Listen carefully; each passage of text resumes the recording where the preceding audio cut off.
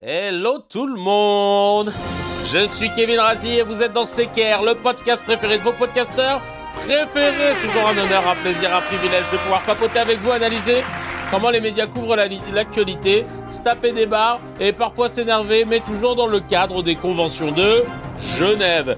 Et aujourd'hui, nous sommes le 14 août, le vendredi 14 août au moment où on tourne, et nous allons faire un épisode hors série parce que on va pas parler d'actualité, même si on va revenir sur 2-3 petits trucs évidemment. Mais aujourd'hui, je me suis dit, on a beaucoup de nouveaux cracks. Déjà, merci de rejoindre la Crackserie. Et justement, vous entendez Crackserie, Kouloutamam. Vous vous dites mince. Kouloutamam. Voilà. Je mange. Et du merde, je comprends pas, j'ai pas tous les termes. Je vois qu'ils sont dans un délire. La station thermale, pourquoi dire les termes? On dirait que la station thermale, ça vient de... On va démêler les cartes, on va vous donner le lexique, je vais répondre à toutes vos questions afin de comprendre CKR, je vais vous raconter la genèse de ce podcast, les expressions, comment elles sont nées, les running gags et tout. Voilà, petit épisode qui permet aux anciens d'avoir de bons souvenirs et aux plus récents de comprendre un peu plus comment on fonctionne, tout simplement. Voilà. Donc ça fait trop plaisir de faire un épisode. C'est l'angle de vue plongeant. Ouais, c'est parce que je voulais absolument qu'on voit mon t-shirt. Mais du coup, on voit moins la station thermale, c'est vrai. En vrai, il faudrait que je sois plus haut. Ah non, mais je sais pourquoi, il y a un problème. Je viens de capter. Parce que il y a quelqu'un ici qui a fait une vidéo cuisine. Et le truc était trop haut. C'est peut-être pour ça, voilà. Voilà, merci beaucoup, bébé. Ouais, nickel. Je me disais bien, on n'avait pas le cadrage, merci beaucoup. On a un setup incroyable parce que maintenant, depuis que Gaëlle a réorganisé notre studio Creative Room, comme on l'appelle, elle peut maintenant venir sans être vue. Et ça, c'est pratique. Enfin, moi, j'aime bien qu'elle soit vue, hein, mais c'est pour elle, quoi. Déjà, comment ils vont les cracks perso encore en retard et embrouillés avec une vieille? Pourquoi embrouillés avec une vieille? Qu'est-ce qui se passe? Bref. T'es conventionné pour la prise en charge sécu de la cure ou pas? Ah putain, ça serait tellement bien. On va créer une... Ah ouais, oh putain, je viens d'avoir une idée de ouf. Créer genre un... Pas, tu sais, souvent les gens ils font des conférences, des machins et tout. Là, tu fais genre un colloque CKR, mais tu le fais dans une station thermale. Donc on est tous en peignoir. Il y a des activités spa, piscine, tout un tas de choses de détente, massage et tout. Et puis après, ça vient en peignoir, discutailler politique, médias, tous les pieds dans l'eau.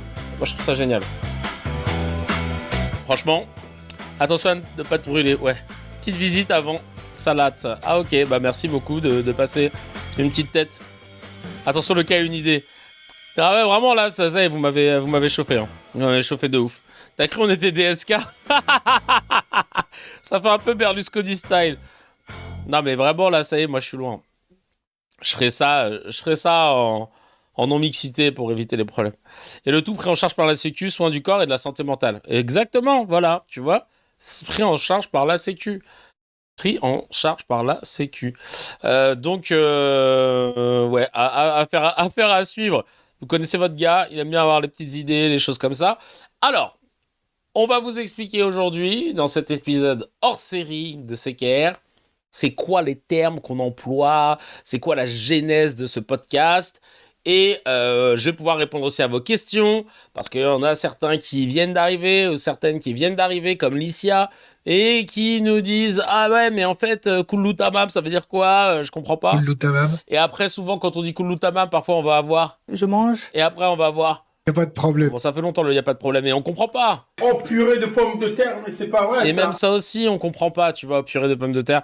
Bref, le fameux aussi, Kevin, tu peux te lever, s'il te plaît.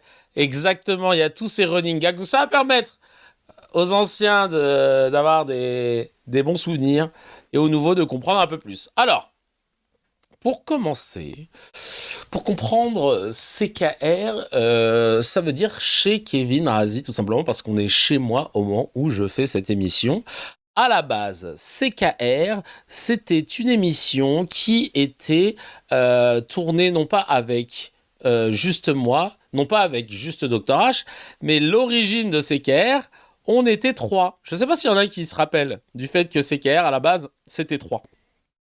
En gros, je vous explique. Moi, je m'appelle Kevin Razi. J'ai 38 ans. Je suis humoriste. Certains m'ont connu sur scène ou alors sur YouTube avec le Studio Bagel ou avec mes parodies, etc. que je faisais sur ma chaîne YouTube Barney Gold. Et puis, j'ai eu une ascension dans le milieu artistique et médiatique, à faire le Jamel Comedy Club, à faire le Marrakech du Rire. On ne demande qu'à en rire aussi pendant 2 ans. Et j'ai fait pas mal de choses, des chroniques en télé, etc. jusqu'à avoir la chance de pouvoir produire et présenter ma propre émission Rendez-vous avec Kevin Razi. S'en est suivi ensuite une expérience désastreuse sur le live, sur Twitch, entre autres, avec Webedia. Et de là, après, j'ai rejoint j'ai présenté une matinale radio qui s'appelait Kevin Razi Morning Swig, qui maintenant s'appelle Ado FM. Et j'ai fait ça pendant 2 ans. Et puis ensuite, je me suis relancé sur scène avec un seul en scène qui s'appelle Fallait être là. Certains l'ont vu d'ailleurs et qui sont venus me soutenir. Une belle surprise. Et derrière, j'ai enchaîné avec une pièce de théâtre, Passeport d'Alexis Michalik, que j'ai fait pendant 2 ans, où j'ai eu la chance d'être nommé au Molière, catégorie meilleur second rôle. Il faut le rappeler comme ça, c'est ouf. Et voilà où on en est. Et CKR. Et donc là, et en ce moment, je reprends le stand-up depuis janvier. Ça va faire 8 mois et je m'éclate. Hier, j'ai joué au Fridge pour la première fois et ça s'est très bien passé. J'étais très content. En fait, avec Mourad, mon associé, sur Rendez-vous avec Kevin Razi et puis sur tous les autres projets qu'on a fait jusqu'à la radio, etc., on s'est toujours dit, putain, on aimerait bien pouvoir faire des émissions, mais le problème, c'est que ça devenait de plus en plus compliqué. Tu vois, les gars, quand tu tapes à leur porte, ils se disent ah, c'est Kevin Razi, ouais, sympa, mais en vrai, derrière, si tu veux, ma notoriété me permet, genre, juste qu'on m'ouvre la porte et qu'on me dise ah, mais oui, je te connais, machin, mais pas au point de m'inviter à rentrer et de me dire bah, vas-y, tiens, on va faire une émission ensemble. Et donc, ça a été très compliqué après de pouvoir retrouver, après la radio, de pouvoir retrouver des médias qui étaient chauds pour que je puisse présenter des émissions, etc. Et j'étais dégoûté. Parce que c'est ma passion, tu vois. Moi, je suis un fan de Late Show. Là, on le voit pas ici, mais il y a un gros coussin derrière moi. Ah non, c'est Garçon Monarville. Là, il y a toutes les mecs de Late Show que je suis allé voir. Le coussin de Jimmy Fallon. Je suis parti à l'époque, on avait de l'oseille, quand on était chez Canal+, plusieurs fois aux États-Unis pour aller observer comment ils travaillaient là-bas, etc. J'ai fait une vidéo là-dessus, d'ailleurs, je vous invite à aller la voir. C'est ma passion, tu vois, la télé, les médias, le storytelling, hoster, tu vois, donc présenter tout ça. Ça a toujours été mon truc. Et puis ensuite, on s'est rendu compte que il fallait arrêter d'attendre le bon moment pour pouvoir faire quelque chose avec les équipes suffisantes, etc. Parce que Rendez-vous avec Kevin Razi, qui était juste, en somme, un face cam. Je sais pas s'il y en a qui se souviennent de ce à quoi ça ressemblait. Hein. Je peux vous montrer en vif. Mais Rendez-vous avec Kevin Razi, c'était... Je suis Kevin Razi. C'était ça, voilà. En gros, tu vois, hop... Et aujourd'hui, je voulais vous parler d'une interview d'un basketteur. T'es mal le plateau comme il était. Je suis Kevin Razi et aujourd'hui, tu vois, il y avait du public. D'une interview d'un basketteur que j'ai. Il y avait du public. Là, j'étais sur un face cam.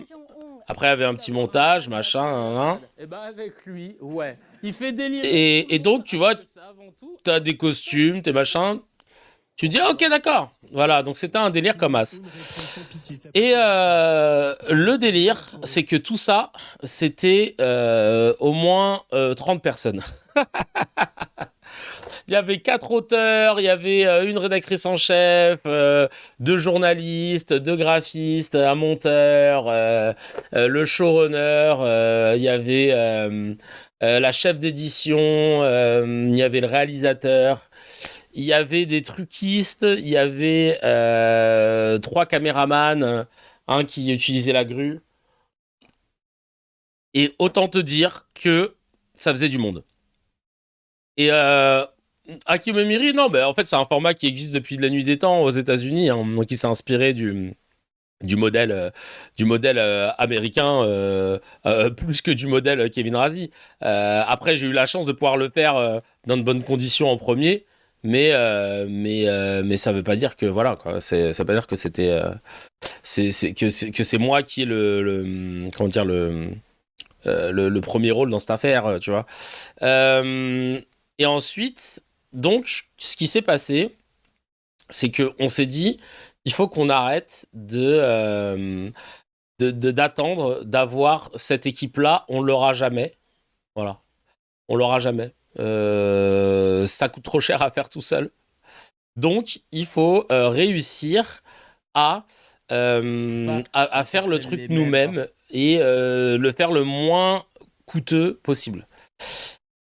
Et c'est resté dans notre tête, tu vois. On s'est dit, putain, faut qu'on trouve le truc et tout ça. Ça a été vraiment le truc qui restait un peu comme ça, lancinant.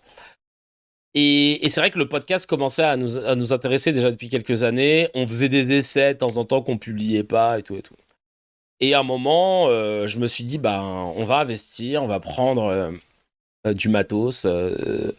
Et alors, en attendant, au début, je voulais refaire Rendez-vous avec Kevin Razi. Je l'ai fait dans un théâtre. Ça coûtait trop cher, Chacal. C'était que du bénévolat, ça coûtait trop cher. C'était une galère. C'était une galère, vraiment. Je vais vous montrer. C'était cette émission, d'ailleurs, où on avait pu faire découvrir au grand public... comment il s'appelle, Edgar Rive. Et là, on était dans un théâtre qui était à côté du théâtre de là où Hakim tourne la riposte. Et donc là, tu vois, on a essayé de refaire les mêmes choses, mais ça a coûté de l'argent, notamment au réalisateur qui a investi pour le décor, la technique, etc. Et vraiment, ça, on a essayé de le faire. On avait fait Camille Lelouch, Ouvrir les yeux verts. On a fait Greg Guillotin, Kader Nemer, AD 94, Camille Lelouch, j'ai dit. Bref, et ça coûtait trop cher à faire. Dites-vous, même ça, en mode Jérémy Nadeau, merci beaucoup, bébé. Et donc, ouais, c'était une galère. Donc là, on s'est dit, il faut qu'on trouve un truc plus simple à faire. Idriss Aberkan aussi, c'est vrai, je viens de voir. Après, on a essayé de faire moins cher. Et on est allé chez le réalisateur Maxime. Là, on était avec Manuquet et ma pote Anna Talan. Et on s'est dit, bon, on va le faire. Mon pote Maxime, franchement trop gentil, dans la maison qu'il avait dans le 9-4, il a aménagé un studio et tout. Il s'est dit, voilà, vous pouvez le faire dans le studio. Donc, mais c'était pas pareil parce qu'il n'y avait plus le public. Et là, je me suis dit, bon, est-ce qu'on va le tenir ce format? En plus, c'est pas à côté, etc. Donc, waouh. Mais tu vois, c'est pour vous dire, on a tellement une passion, j'ai tellement une passion de ça, Chacal, que je voulais pas lâcher l'affaire. Mais il faut s'adapter à l'ère du temps aussi. Il faut pas être, tu vois, complètement obsédé. Et le 9 décembre 2023, on fait Rendez-vous avec Kevin Razi et je réunis Candy. Candy, c'est une humoriste. Certains l'ont peut-être vu. Si vous regardez Camping Paradis, elle joue un personnage depuis quelques années déjà. Mais c'est une humoriste qui a fait le Jamel Comedy Club, la saison 2, je crois. Qui est comédienne humoriste, autrice, qui a écrit sur mon ancien spectacle, qui était autrice sur Rendez-vous avec Kevin Razi. Elle a la punchline facile, etc. Et là, j'invite Dr H. Parce que je voulais qu'on fasse une discussion à 3 et qu'on voit ce que ça donne. Et tu vois, un truc chill à la maison. Donc, on installe des iPhones, des micros. Le son était galère, etc. Et là, il faut savoir que Hamza, il comprenait pas qu'on allait le filmer. En fait, Hamza, je lui ai dit de venir et il m'a dit « Ah bah vas-y, je viens ». Mais il croyait qu'il allait juste regarder l'émission. Et en fait, il n'avait pas compris qu'il devait tourner jusqu'à ce qu'on lui mette un micro. Et donc, on lui a dit, bah non, Chacal, tu vas faire l'émission. Parce que moi, Hamza, je le connais depuis 2013, donc ça fait 13 ans. Je sais qu'il est très intelligent, machallah. Il m'a apporté énormément dans ma vie. Dans des prises de conscience, dans le savoir. Il a participé à l'élaboration de mes spectacles, de certaines vidéos, de certaines émissions sur RDV. On a écrit 2 livres ensemble, bref. Et là, bim bam boum, on se retrouve dans le premier épisode de CKR le 9 décembre 2023. Et là, l'idée, c'était, on était dans le salon chez Kevin Razi, et ça papote, et on va refaire un tour d'actualité, mais tranquille, tu vois, chacun donne son avis, machin, en détente et tout. Et là, voilà, je me dis, bon, on a trouvé le truc. Le problème, c'est qu'on commence à aborder des sujets direct d'entrée, où moi, je dis que j'ai eu des pressions de la part de quelqu'un, dès lors que j'ai voulu signer une pétition d'appel au cessez-le-feu. Je parlais d'Arthur, qui m'avait envoyé un message en me disant, oui, je te déconseille de signer cette pétition, machin. Je me suis dit, mais t'es chelou, tu vois. Et Candy, elle a été occupée, elle avait voilà, elle avait plus beaucoup de temps, machin, c'était pas possible pour elle de continuer. Elle me dit, ouais, là, je sais pas si je vais pouvoir continuer, machin, c'est compliqué pour moi et tout. Je suis ok, je comprends, y a pas de souci. Et je dis à Hamza, est-ce que t'es chaud pour continuer? Et au début, il me dit, ouais, mais bon, tu vois, je vois, il était pas sûr. Parce que, à ce moment-là, il était en train de briguer un poste d'enseignant-chercheur. Et donc Hamza, qui est Dr H, parce qu'il a un doctorat en sociologie, je lui dis, ouais, je comprends, machin. Donc il pouvait pas trop se lâcher sur certains sujets, machin. Et puis finalement, bon, il se dit, bon, allez, je le fais quand même. Et après, ça donne la version que vous avez connue pendant plus de 100 épisodes, je crois. Hein. Cette version où j'étais avec l'humoriste et le sociologue qui refaisaient le monde.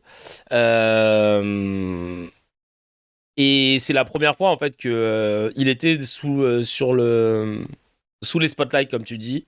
C'était pas son truc. C'est 80 épisodes. Ah, je croyais que on avait fait les 100. Ça, vous êtes calés.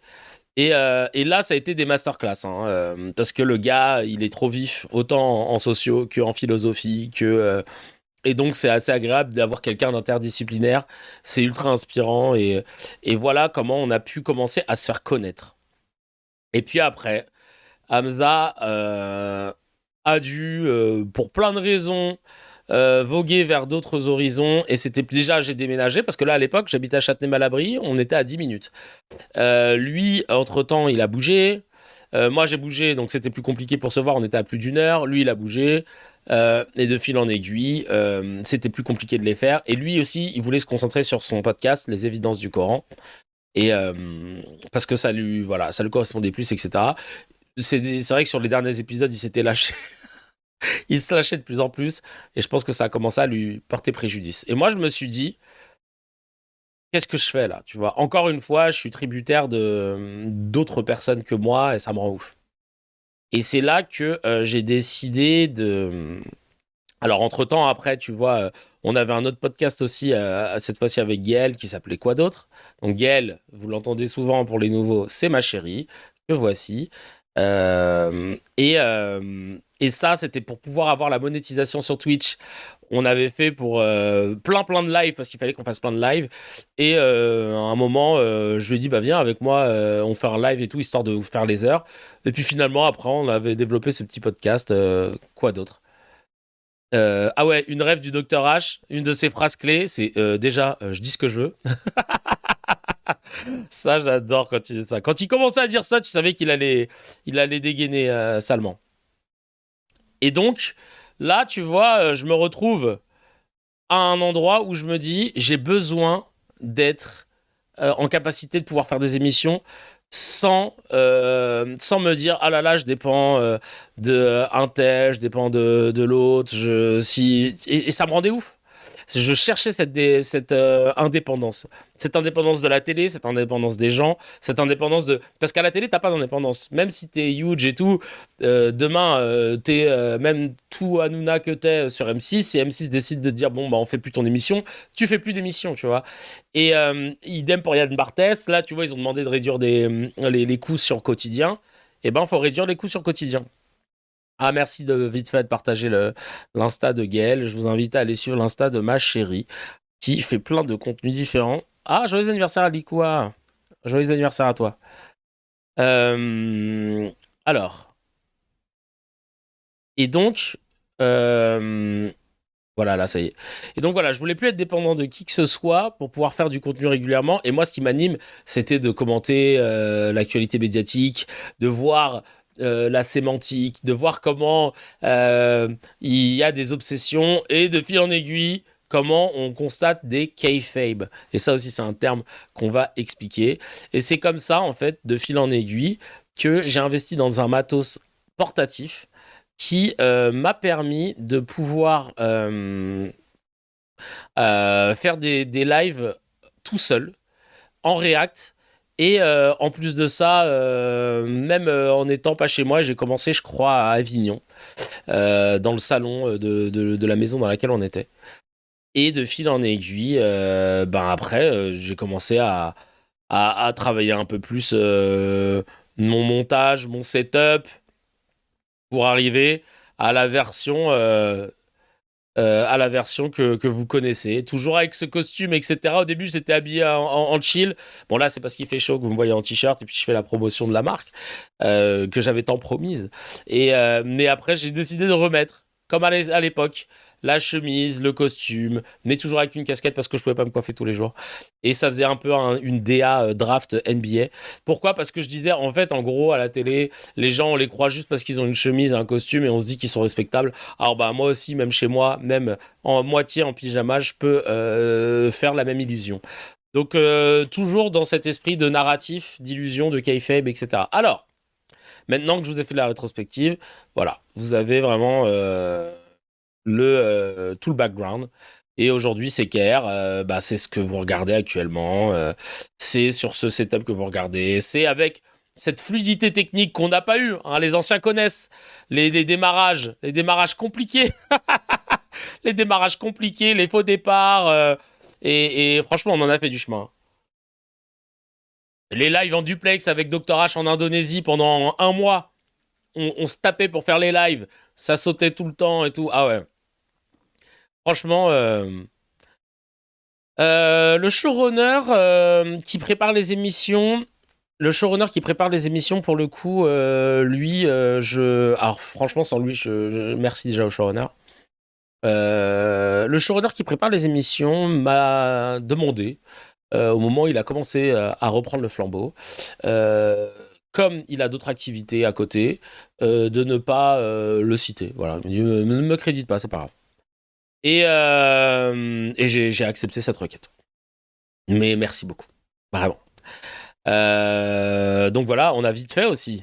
Vite Fait qui est sur YouTube, là, qui est très actif, qui lui, depuis, je sais plus, depuis 3 mois, fait les réels comme il se doit. Il savait pas faire de montage avant. Aujourd'hui, c'est niveau glu-patate. Donc vraiment, merci beaucoup. Donc en fait, vraiment, ça a été un long chemin pour essayer de trouver de l'indépendance et d'essayer d'exister et de faire exister sa passion. Et là, j'ai trouvé une formule, voilà, où je suis content. Et vraiment, je sais que, tu vois, beaucoup regrettent l'époque Dr H, parce que moi-même, je regrette, j'apprenais tellement de choses. Beaucoup regrettent que j'invite peu d'invités, que je le fasse pas systématiquement, etc. Je le ferai de temps en temps. Il y aura peut-être une surprise d'ailleurs à la rentrée.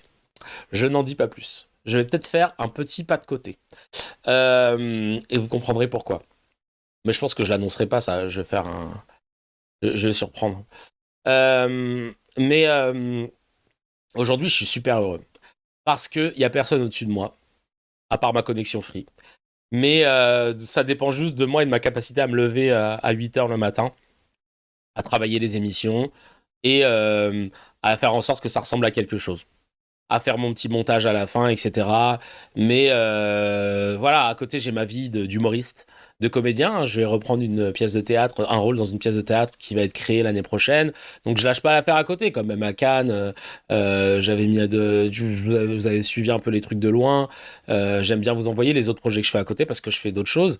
Mais ça, c'est ma bulle, c'est ma sphère et pour rien au monde, je voudrais changer.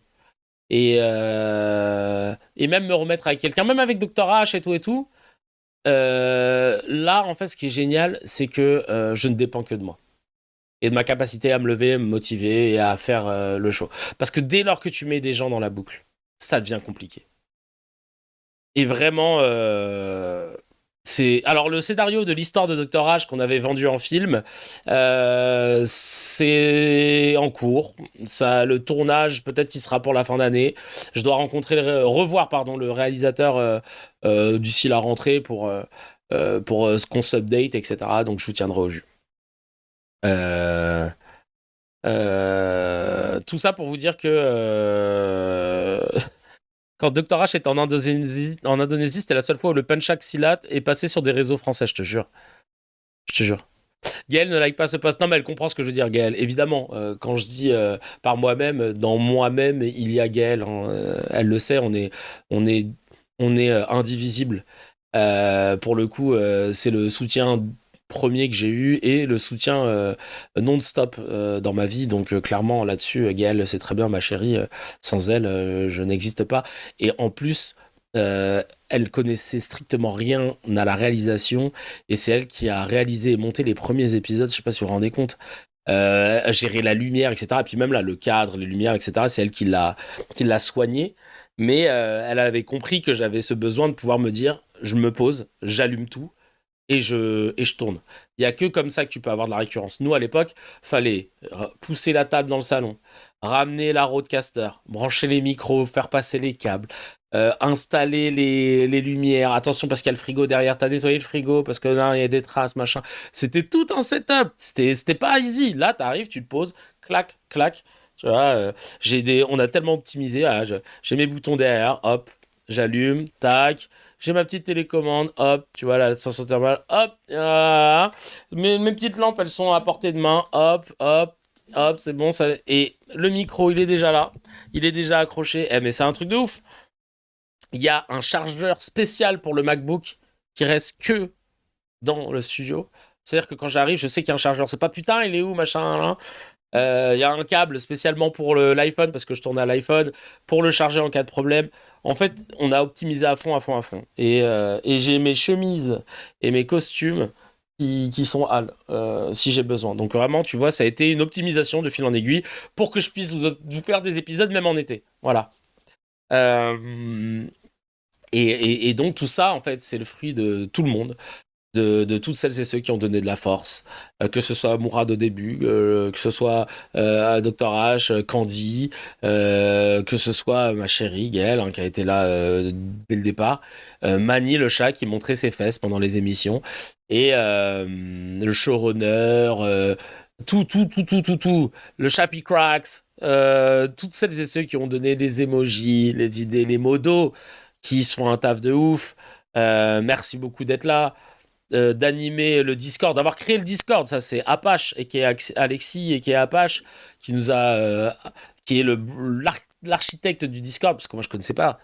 Donc vraiment tout le monde a apporté sa pierre à l'édifice, mais évidemment à la fin et j'oublie des noms et je suis désolé, hein, mais à la fin ça dépend que de WAM. Et ça dépend de ma volonté de le faire ou pas. Et je pense qu'aujourd'hui, là, cet hors-série fait office, on va dire, officieusement du 289e épisode. Donc, pour tenir autant, c'est que moi, j'étais déter. Mais j'avais juste besoin de me dire, personne ne peut m'arrêter. C'est-à-dire que là, au moins, je suis pas tributaire. Parce qu'il faut savoir que Dr H, je balance une petite info sur lui, il m'en voudra pas. C'est pas quelqu'un de ponctuel. Donc quand tu lui dis rendez-vous à 12h30 à la maison, il faut que tu t'attendes que ce soit pas avant 13h qu'il arrive. Et donc là, moi qui suis... Là, t'es là, bon, t'attends. Bon, attends, machin.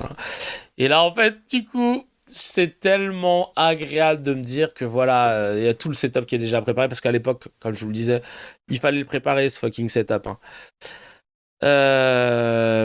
Et donc là, voilà, ça fait du bien de pouvoir enfin faire CKR. CKR, une émission humoristique où on analyse comment les médias parlent de l'actualité.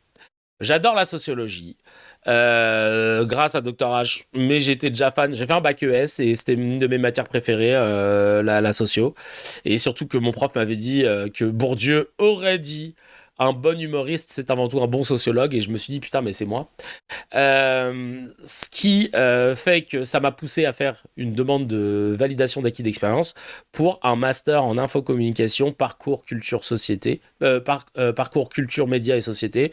Et je dois passer mon oral en septembre pour avoir partiellement ou intégralement ce master afin de pouvoir enchaîner avec des études afin de pouvoir travailler une thèse.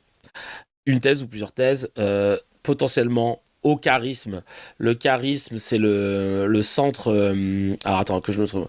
Le centre d'analyse et de recherche interdisciplinaire sur les médias. Et donc, il y a un des membres du jury qui fait partie de ce centre et qui pourrait peut-être être la personne idéale pour être mon directeur de recherche. Parce que j'avais envie, après l'absence de Dr H, de me dire que reprendre les études, même à 38 ans, ça pourrait nourrir aussi mon analyse, mes réflexions, parce que j'ai une connaissance empirique de ce que je fais, mais j'aimerais aussi l'épaissir avec de la théorie. Et donc on m'a conseillé plein de livres que des cracks m'ont conseillé, que j'ai trouvé aussi en fouinant un petit peu. Donc là j'ai ma petite pile de livres qu'il faut que je finisse. Et puis voilà quoi, je fais mon petit parcours tranquillement. Et maintenant voilà, c'est devenu... je me rappelle à l'époque avec Mourad, on se disait le rêve ce serait d'avoir rendez-vous avec Kevin Razi sur Canal+, comme le Daily Show de Jon Stewart, le GOAT, du lundi au jeudi. Aux États-Unis, c'est du lundi au jeudi. En quotidienne. Et aujourd'hui, du lundi au jeudi, le matin, 9h30, on a CKR. Je suis très content que ce soit le matin parce que ça me permet d'aller faire mes spectacles le soir. Et puis ça me cadre. Et ça vous accompagne comme la radio, comme à l'époque, quand vous écoutiez, je sais pas, peut-être le 6-9 d'énergie ou alors D-Fool ou whatever. Et on arrive à faire une quotidienne. Donc je suis super content, je suis super fier de nous, toutes et tous. Et encore une fois, merci aux cracks qui donnent de la force, à ceux qui participent en live, qui écoutent, qui m'envoient des messages ou qui m'interpellent dans la rue, ou sur le Discord, sur le Telegram, et les modos qui font un taf de ouf. Et oui, sur le Telegram, ça parle du fait qu'on s'est fait envahir. Désolé, je pense que ça va... Alors moi, c'est marrant parce que je les vois jamais. Parce qu'après, moi, je vais sur les publications qu'on retient avec le showrunner, et là, on prend les commentaires. Donc c'est là que je vois s'il y a des commentaires relous ou pas. Mais donc à chaque fois, j'en entends parler de ce fameux Telegram. Et je n'arrive pas à mettre de modo là-dessus. On a essayé plusieurs fois. Je sais pas pourquoi ça marche pas. Donc quand je vois des choses, je les enlève. Mais ouais, compliqué. France Inter quand c'était une radio. Oh. Et donc, voilà où on en est aujourd'hui. 288e épisode, plus cet épisode-là, 289 hors série. Et le but aujourd'hui, c'est de... je vous ai parlé de la genèse pour les anciens, pour les nouveaux aussi, surtout. C'était bien que vous puissiez avoir un petit peu que vous puissiez avoir un petit peu le background de tout ça. Bravo pour le parcours, me dit Hello Wesh. J'ai aussi envie de reprendre mes études. Comment tu vas faire entre les spectacles et les lives? Tu auras le temps? On trouve toujours le temps quand on est passionné. Hein. En vrai, reprendre des études à 38 ans sur un truc que t'aimes, c'est pas pareil que quand t'as 18 piges et que tu le fais parce que t'as pas le choix. Là, je sais que tu me demandes de lire des livres de sociaux, des médias, d'analyser la fabrication des consentements, de la propagande, les discours, la sémiotique, etc. Je le fais déjà de base sans qu'on me force. Tu trouveras toujours du temps. Je sais qu'il y a des gens qui ont eu des enfants, des vies de famille, etc., qui ont repris leurs études et tout, haut la main, malgré leur taf à côté, tout ça. J'ai pas d'excuses, tu vois. Je le fais parce que j'ai envie de le faire. 289 épisodes et encore toutes tes dents. Et des nouvelles dents. Et des nouvelles dents, surtout. Ensuite, je vais vous expliquer un petit peu les mots. Parce que c'est vrai que de fil en aiguille, ça fait depuis le 9 décembre 2023 qu'on fait ce podcast.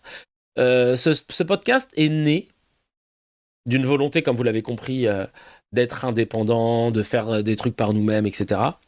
Mais je dois vous le dire aussi, et c'est pour cela que sur le Twitter de CKR, il y a écrit pays Alger, localisation Alger ou pays Alger, je ne sais plus comment c'est formulé. Parce qu'en fait, l'idée de pousser des médias ou des créations artistiques qui permettent un peu de décoloniser les narratifs qui circulent et dans lesquels on baigne, c'est né de notre voyage avec Dr H en Algérie.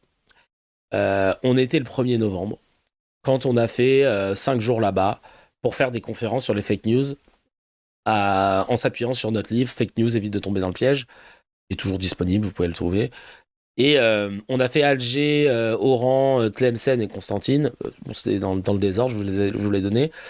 Ça a été un coup de cœur. Ça a été une révélation, ce pays, pour moi, parce que on est le 1er novembre 2023, donc quelques semaines, presque un mois après les attentats du 7 octobre 2023, et le narratif des médias posait de plus en plus problème. Il n'y avait aucun son dissonant.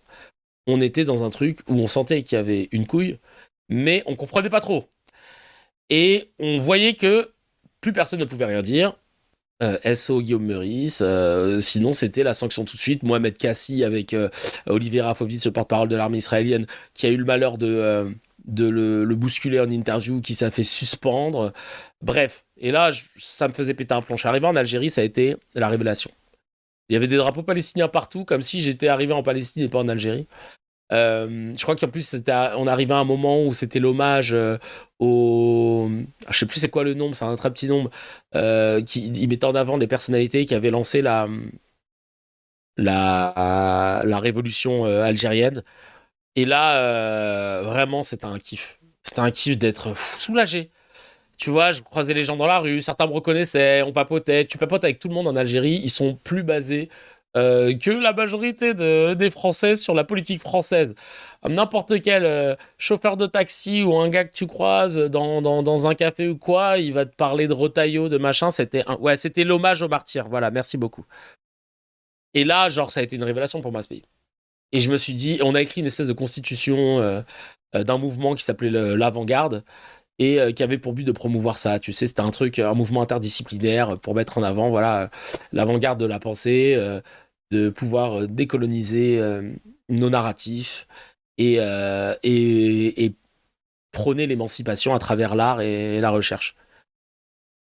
Et donc, de là est né CKR après, genre un mois après. Et donc, voilà voilà d'où le lien avec l'Algérie. Maintenant que j'ai fait et il est dispo dans les CDI, les médiathèques, c'est vrai. Merci beaucoup, Andrea, c'est très gentil de faire la pub. Voilà. Pour cela que on a ce lien particulier. Et donc maintenant, CKR, chez Kevin Radi. D'ailleurs, il y avait un podcast qui s'appelle CKR, les pauvres. Il y en a qui pensaient que j'avais pompé CKR, qui voulait dire C carré. Bon, il y a un problème d'orthographe, hein. Mais c'est pas du tout, j'ai pas du tout pompé sur eux. Alors, je sais pas s'il existe encore ce podcast, mais moi, CKR, c'était vraiment par rapport à mon nom. Ah putain, il y a un groupe aussi de rap qui s'appelle CKR officiel. Putain, décidément. Moi, c'est juste chez Kevin Razi, quoi. Donc voilà, c'est trop long à dire à chaque fois. Donc le nom, ça vient de là. Parce qu'on tourne à la maison. Vous avez souvent entendu le fameux Kullu Tamam. Voilà. Kullu Tamam. Alors, Kullu Tamam, ça a été un de nos fous rires. On remonte le passage peut-être. Alors attends.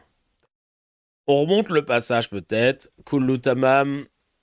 Hop, on va voir. Sur X, ah bah évidemment, quand je dis Kullu Tamam, il n'y a que des trucs que nous on a écrits, ou de No Cracks. Ah voilà, c'est là. C'est là. Écoutez, on va écouter. Florence Bergeau-Blacker, qu'on appelle Bergeau-Claqué chez nous, qui a été chercheuse au CNRS. On a du mal à le croire, mais bon, maintenant, nous, on dit qu'elle cherche le CNRS pour la vanner, et on l'appelle Bergeau-Claqué, à tel point que j'avais oublié que c'était Blackler. Et elle est censée être chercheuse, et elle est spécialisée dans le monde arabe et dans le frérisme. Notion très nébuleuse, qui fait partie de la kayfabe aussi, et on va vous expliquer juste après le mot kayfabe, qui est un peu l'axe de ce podcast. Et là, elle est chez Thinkerview, et il lui demande si elle sait parler l'arabe, elle dit qu'elle parle l'arabe classique. Et là, il lui pose une question. parce que j'ai appris l'arabe, mais je ne le connais pas suffisamment Vous avez appris pour quel le arabe? lire. L'arabe classique. J'avais été en Syrie pour apprendre l'arabe. J'ai eu un Le prof- tamam? Comment? Kullu tamam? Euh,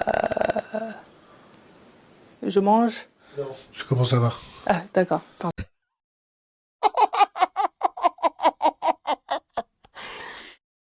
Aïe, aïe, aïe, aïe, aïe, aïe, aïe, aïe, aïe. C'était tellement drôle. Je mange? Non, ça veut dire comment ça? Déjà, ça... Ah bah ça y est, Licia, t'as intégré, là, t'as la ref. Et ensuite, il a retenté. Vous l'avez appris où, vous? Ah bah, du côté de l'Égypte. Du côté de l'Égypte. Ok.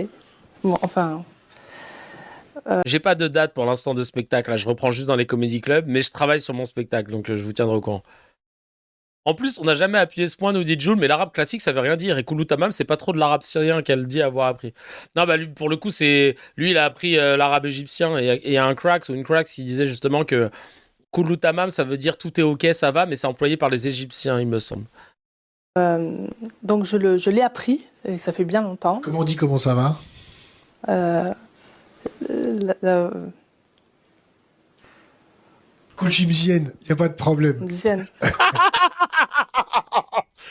Kouchimzienne, y a pas de problème. T'es une merde, y a pas de problème. Et là... Mais après, elle aurait pu... Parce que c'est marrant, parce que il lui pose 2 fois la même question. Parce qu'il lui dit comment on dit comment ça va, et juste avant, il lui dit Koulout Tamam, ça veut dire comment ça va. Donc en vrai, on s'est toujours dit, mais elle aurait pu lui répondre bah Koulout Tamam. Bref, Kouchimzienne, y a pas de problème. Et d'où maintenant le Koulout Tamam. Kullu tamam? Je mange. Y a pas de problème. Ah là là là là. Ouais, on aurait dit quelqu'un qui a pas fait ses devoirs. Vraiment, on aurait dit une candidate aux élections législatives du RN à qui on demande mais vous proposez quoi concrètement comme réforme? L'immigration. Bref. Le plus marrant dans la vidéo, c'est pas le je mange, c'est le y a pas de problème. Bah oui, parce qu'il est tellement dénigrant.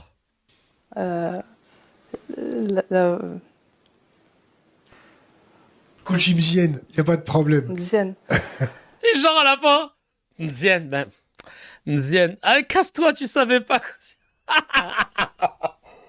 Oh, incroyable, incroyable.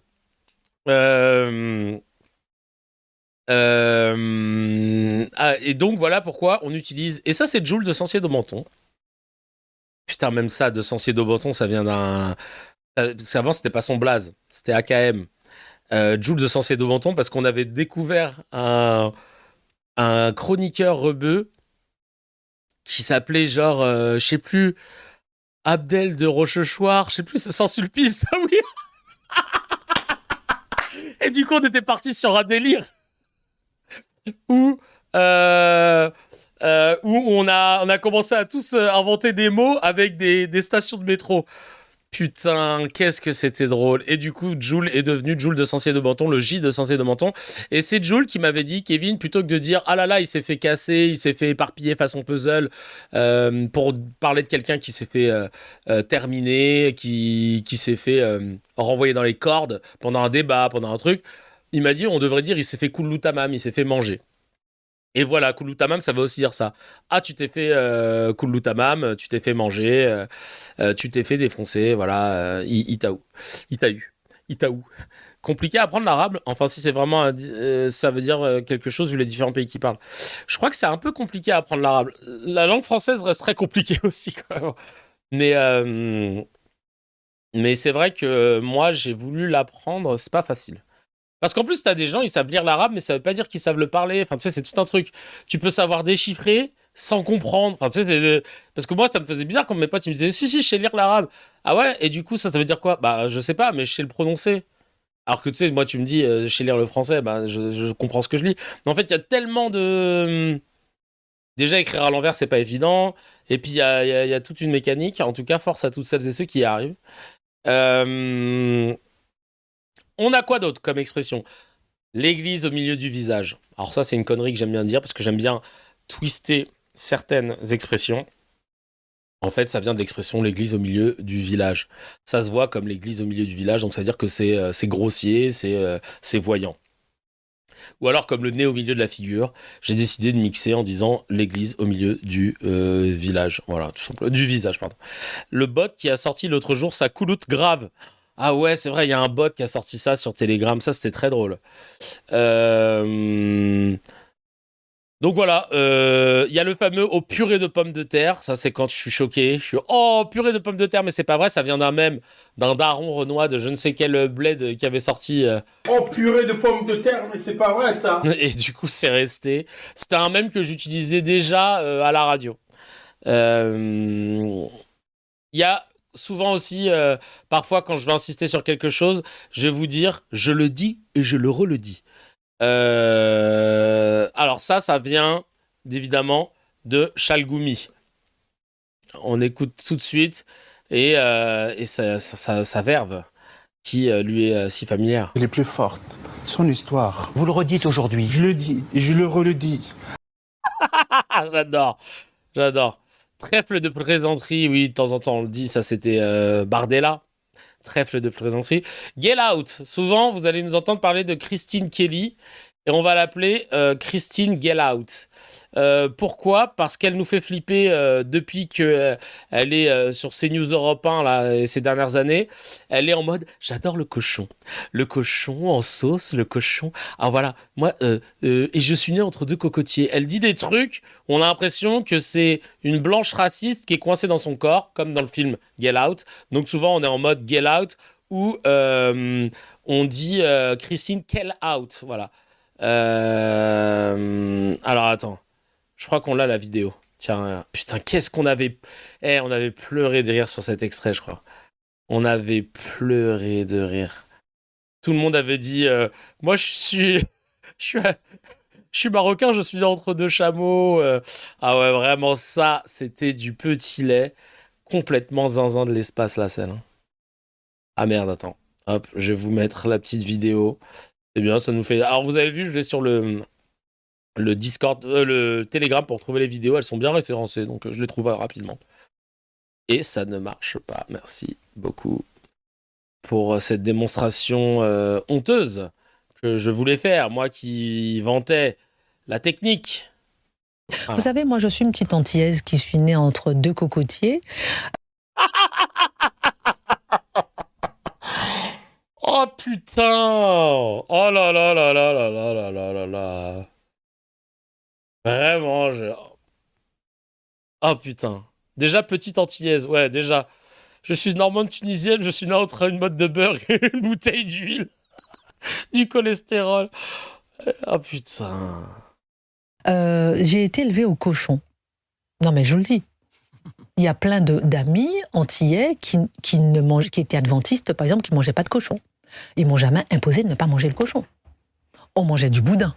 On mangeait le cochon de Noël. Ma grand-mère cuisinait le cochon. Mon plat préféré, c'est le dombré au cochon. Vous voyez ce que je veux dire ? On faisait des barbecues, saucisses, etc., chipolata, tout ce que vous voulez. Aujourd'hui, quand vous dites ça, c'est la cata. Aujourd'hui, quand vous dites ça, c'est comme si vous faites une offense à certaines personnes. Mais à qui ? Le cochon de Noël. Vraiment. Ah ouais. Ah putain, Marlise, merci, tu t'en souviens. Il y avait le maire de Niort. Putain, quel fou rire ça aussi. Souvent vous allez entendre ce truc-là aussi. Il vient de Niort. C'est parce qu'en fait on écoutait une vidéo de Chalgoumi et il a dit il y a comme l'islamisme, le frérisme du frère de Niort. Du maire de Niort. Et on était là, le maire de Niort. Et j'ai commencé à taper mes recherches, le maire de Niort, machin, nan. Jusqu'à ce qu'on découvre qu'en fait, il voulait dire le maire de New York. Le maire de New York. Et le maire de New York. Le maire de New York. Putain, ça m'a tué. Et une fois, je sais pas, il avait bugué. Et il avait dit parce que il faut que tic-tuc, tatari. Et ça, par contre, je ne sais pas pourquoi, je sais pas ce qu'il avait voulu dire à ce moment-là, mais c'est devenu un mot de passe. Tic-tuc, tarataratic ou tatari. Donc voilà, c'est voilà d'où ça vient si vous nous entendez dire ça parfois. Maire de Niort, Jules, j'ai rigolé toute la journée. Non mais vraiment, parce que je cherchais premier degré. La Bax, Abibovic. C'était le mot de passe Wi-Fi, ouais.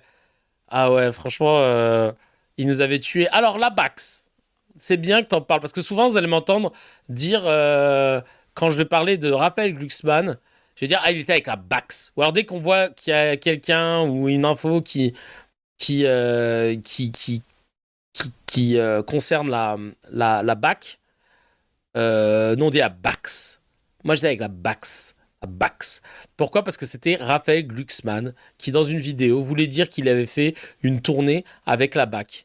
Et je sais pas pourquoi, il a dit la Bax. Mais vite fait, hein. Tu connais, nous on est des gamins. C'est une émission de gamins, hein, CKR avant tout. Et il a dit la Bax. Et là, j'avoue, on a trop rigolé. On a trop rigolé parce que moi, la Bax. Moi, j'ai vu la Bax et on n'a pas lâché l'affaire avec ça parce qu'on ne sait pas pourquoi il a rajouté ce S et c'est devenu la Bax. Alors attends, je crois qu'on l'avait mis. Tout le monde le sait parce que là, je retrouve plus l'extrait, tu vois. Comme j'ai pas mis la Bax, je n'ai pas le. Alors attends. Je crois que c'était sur cet épisode. De Tout le monde le sait, je vais le trouver avec la Bax. Moi, j'ai vu la Bax, les gens de la Bax.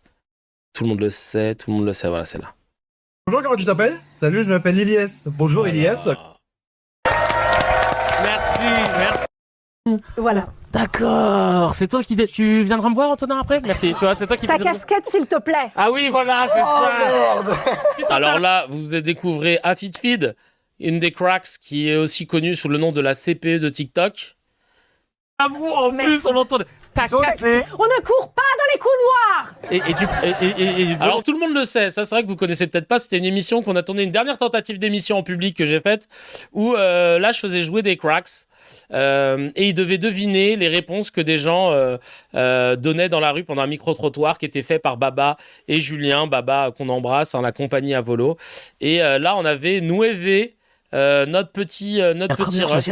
Putain, franchement. Le Nueve qui est le président et qui est Nueve 9 3 quarts à peu près et qui est le détourneur d'argent. C'est beau. On racontera Franchement, tout ça. tu t'as du mérite. Et là derrière vous avez Joule, le J de Sancier de Banton qui chauffait la salle. Et c'est la première fois qu'il faisait ça, il chauffait le public en mode stand-up, il préparait ses trucs et tout. Et il avait assuré. Hein. Franchement le show était cool mais pareil c'était compliqué à faire.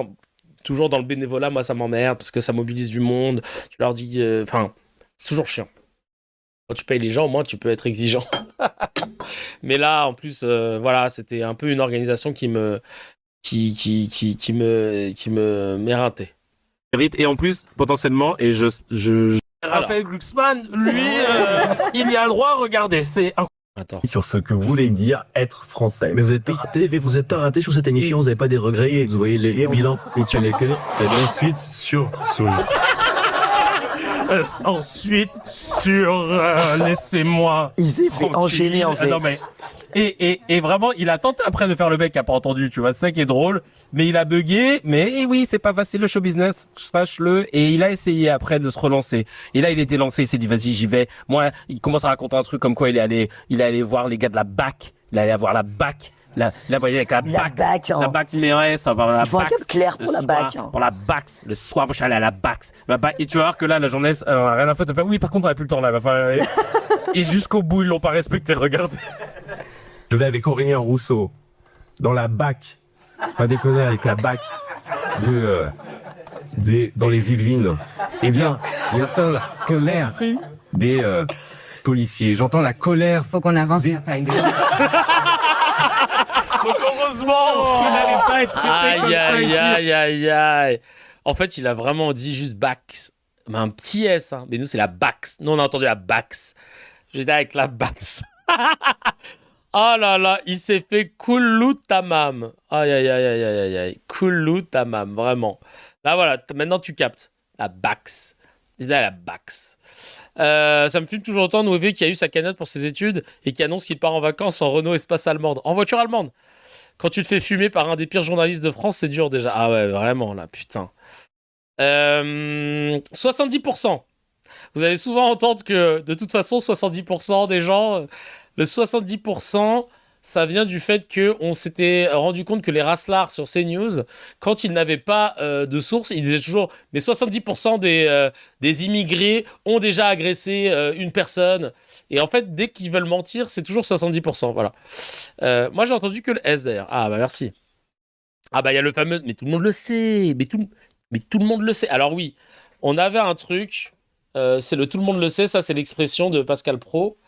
Et pendant longtemps, je m'amusais à imiter Pascal Praud avec des lunettes rouges, que vous allez peut-être pouvoir revoir de temps en temps. Et ce que je faisais, et c'est insupportable, parfois je faisais un jeu, je faisais le Pascal gauche, celui qui prend des positions de gauche en Pascal Praud, en mettant sa musique comme ça. Écoutez, la France a besoin d'immigration. Parce que, et tout le monde le sait, sans immigrés, le pays court à sa décadence, court à sa perte. Et on a pendant longtemps... c'est passé à 75 au fait, putain, avec l'inflation. Il y a eu ça... ah oui, il y avait la perruque blanche. Après, t'avais la perruque de Meilleur Habib. Pendant longtemps, c'était celle-ci, là, j'ai la flemme de la mettre. Et là, j'étais là... Écoutez, un juif ne se gérera jamais un colon en Judée-Samarie. Écoutez... Voilà, on avait des conneries comme ça. SO le dôme de fer. Ça, c'était Rachel Kahn qui un jour avait dit je pense aux gens, je pense au dôme de fer. Et là, on s'est dit mais pourquoi elle pense à un appareil militaire qui est censé défendre le peuple. Elle l'avait mis en fait à la suite de plein de trucs qui étaient censés être émouvants. Et c'est devenu le SO le dôme de fer, SO les rafales. Vraiment, c'était du n'importe quoi. C'était du n'importe quoi. On se tapait des barres là-dessus. On est des gamins. Le no comment. Le no comment, vous savez, c'est le... Ah oui, le palestinisme aussi. Putain, qu'est-ce qu'elle nous avait fait rire avec ça. Cible dans le dos, palestinisme, évidemment. Ah ouais. Le mec sur CNews, Kevin Bossuet, qui parlait comme ça et qui disait le pogrom de la Shoah, c'est insupportable. Insupportable. Là, et la chanson Kouloutamam, c'est vrai qu'après on avait testé pendant 24 heures, j'avais fait plein de chansons avec de l'IA Suno en écrivant des paroles à cause de Jul qui m'avait balancé ça peut-être à 1h ou 2h du matin, on était là en train de faire des chansons et ça a donné toutes les chansons que vous entendez qu'on a ensuite mis sur Spotify, Deezer, je vous avais promis de le faire, elles y sont hein. Elles ont généré $10, autant vous dire que là c'est le début de la gloire. N'hésitez pas à les mettre à vos mariages, à vos anniversaires, à vos baptêmes. Mais vous les connaissez. Hein. Évidemment, celle qui nous avait tué de rire, j'en avais fait même un réel, c'était la version rail. On nous avait même fait un clip. Rappelez-vous. Ah, j'ai plus le nom de celui qui a fait le clip. Mais putain, il nous avait régalé. Il avait fait un clip. Franchement, il s'était donné le frère. Ce qui est trop drôle, c'est que là, si je mets le clip, je vais devoir le flouter après. Parce que maintenant que les sons sont déposés. C'était Mani LM. Ah oui, voilà, c'est ça. C'est ça. Bienvenue dans ces carrières, oh oui, oui. C'est incroyable, ça. Hein. Au purée de pommes de terre. Et cette chanson, pourquoi elle nous est particulière, la version rail, par rapport à d'autres? C'est parce que je l'ai découvert en même temps que vous. J'avais tapé rail, machin, et je vous avais dit, venez, on écoute. Ça va péter. Et là, ça a été le fou rire. De pommes de terre. T'es dans ses carrières, sa grand-mère. Ici, ça rigole pas avec frontières. Ça va dire les termes en direct de la station thermale. Koulou tamam, koulou tamam. Je mange, y a pas de problème. Koulou tamam. Au purée de pommes de terre. On invente nos codes, on invente nos mèmes, on invente nos mots comme Rachel Kahn. SO le dôme de fer, SO la plaque Zoukman, SO Sarah Salman depuis qu'elle est de gauche. Pascal Praud, il se fait Kouloutamam. Les musiciens dead, ouais. Bergeau claqué, elle cherche le CNRS. Oh non, Philippe de Villiers, quand il parle on veut Nares. Ça veut dire quoi, Nares? Je mange, non ça veut dire dormir, y a pas de problème. Je ressemble à Jawad, putain. Fuck les RN, vive les jaunes d'œufs et la farine. Nous on n'aime pas Le Pen, on n'aime pas Marion et aussi Marine. Sophia Aram, on cherche Stéphane. Ah ouais, Sophia Aram. Putain, mais là, en fait, franchement, ça compile tous nos délires. Tous nos délires. Ah ouais, parce qu'il y avait toute l'histoire de Bardella, il s'était pris un œuf. Ils en avaient parlé comme un attentat, mon frère. Là, il nous a fait SO Diams. Ouais, ça a condensé toutes les vannes. Hein. Franchement, on avait envie de narrer, ça veut dire envie de dormir, parce que Philippe de Villiers, souvent, quand on écoute ces trucs, on se tapait des barres parce qu'on a l'impression qu'il allait dormir en parlant. Et Sophia Aram, c'est une de nos chroniques qu'on faisait beaucoup à l'époque. Ça s'appelait Où est la vanne? On écoute des vidéos de Sophia Aram et on cherche la vanne. Aram, on cherche Stéphane. Toi, t'es apostat comme tous les Arabes qui sont invités sur CNews, mais c'est naze et ça. Putain, il est chaud, j'avais pas vu. Les frères musulmans ont envahi la mairie de New York. Même après combien? Après 8 mois, je redécouvre des trucs. Mais quel travail de Mani LM. Oh là là, il a mis tout le week-end pour faire ça. Tout le monde le sait, pourtant ça cartonne et c'est claqué. Ramener tous les Boualem sans ça. Allez, sans... Alors ça, c'était un de nos plus gros fous rires. Boualem sans salle et sans succès. C'est parce qu'à un moment, ils avaient ramené une nana sur CNews qu'on connaissait pas pour qu'elle donne son avis sur Boualem sans salle ou... Enfin, je sais plus, sur un truc. Et nous, c'était à l'époque de Boualem sans salle parce qu'on avait compris la fraude. Ils nous le vendaient comme si c'était Zola, alors que personne n'a jamais lu un livre de Boualem sans salle. Et c'était une vidéo où j'avais dit vas-y, ramenez tout le monde, ramenez tous les Boualem sans salle, sans sel, sans... Et qu'est-ce qu'on avait rigolé. Et donc voilà, c'était Boualem sans salle, sans succès, voilà. Succès. Alors là, pour info, la tenue que je porte, elle est pas anodine. C'est la tenue que j'avais au Molière quand j'avais été nommé en 2024. Et il a repris cette tenue, donc je trouve ça très mignon de sa part. Je mange, y a pas de problème. Il a fait un vrai tap. Par contre, je danse pas comme ça, moi. Au purée de pommes de terre. Ici, on est basé comme au baseball. Voilà. Franchement, bravo. C'était... Il faudrait nous le mettre à la fin du live à chaque fois. Ah, le clip. La musique, en tout cas, elle y est à la fin du live. Hein. Mais vraiment, ça, pour le coup, c'était du petit lait. Merci encore, Mani LM, parce que quel banger, ce clip. Et 54 000 vues chacal. Bien. Je vois que ça a pris, mais j'ai l'impression qu'il était... Alors, attends que je vérifie. J'ai l'impression qu'il était disponible que pour les abonnés. Non, il est disponible pour tout le monde, ok. Qu'est-ce qu'on a d'autre? Le no comment. Je lis des news avec la petite musique et vous n'avez pas le droit de les commenter, etc. Alors ça, c'est né comment? Le no comment. En fait, à la base, le showrunner avait écrit sur le conducteur, le tout premier conducteur. Donc le conducteur, c'est le fichier doc sur lequel on a toute la suite de l'émission, donc toutes les rubriques, etc. Et un jour, il m'avait mis des news comme ça, avec trois news, et il avait mis no comment. Mais dans le sens no comment, dans le sens laisse tomber, quoi, tu vois. En fait, c'était juste son appréciation personnelle, parce qu'il faut savoir que le showrunner, il met beaucoup ses takes dans le conducteur, et soit je les reprends, soit je les étire, voilà. Et il avait mis no comment.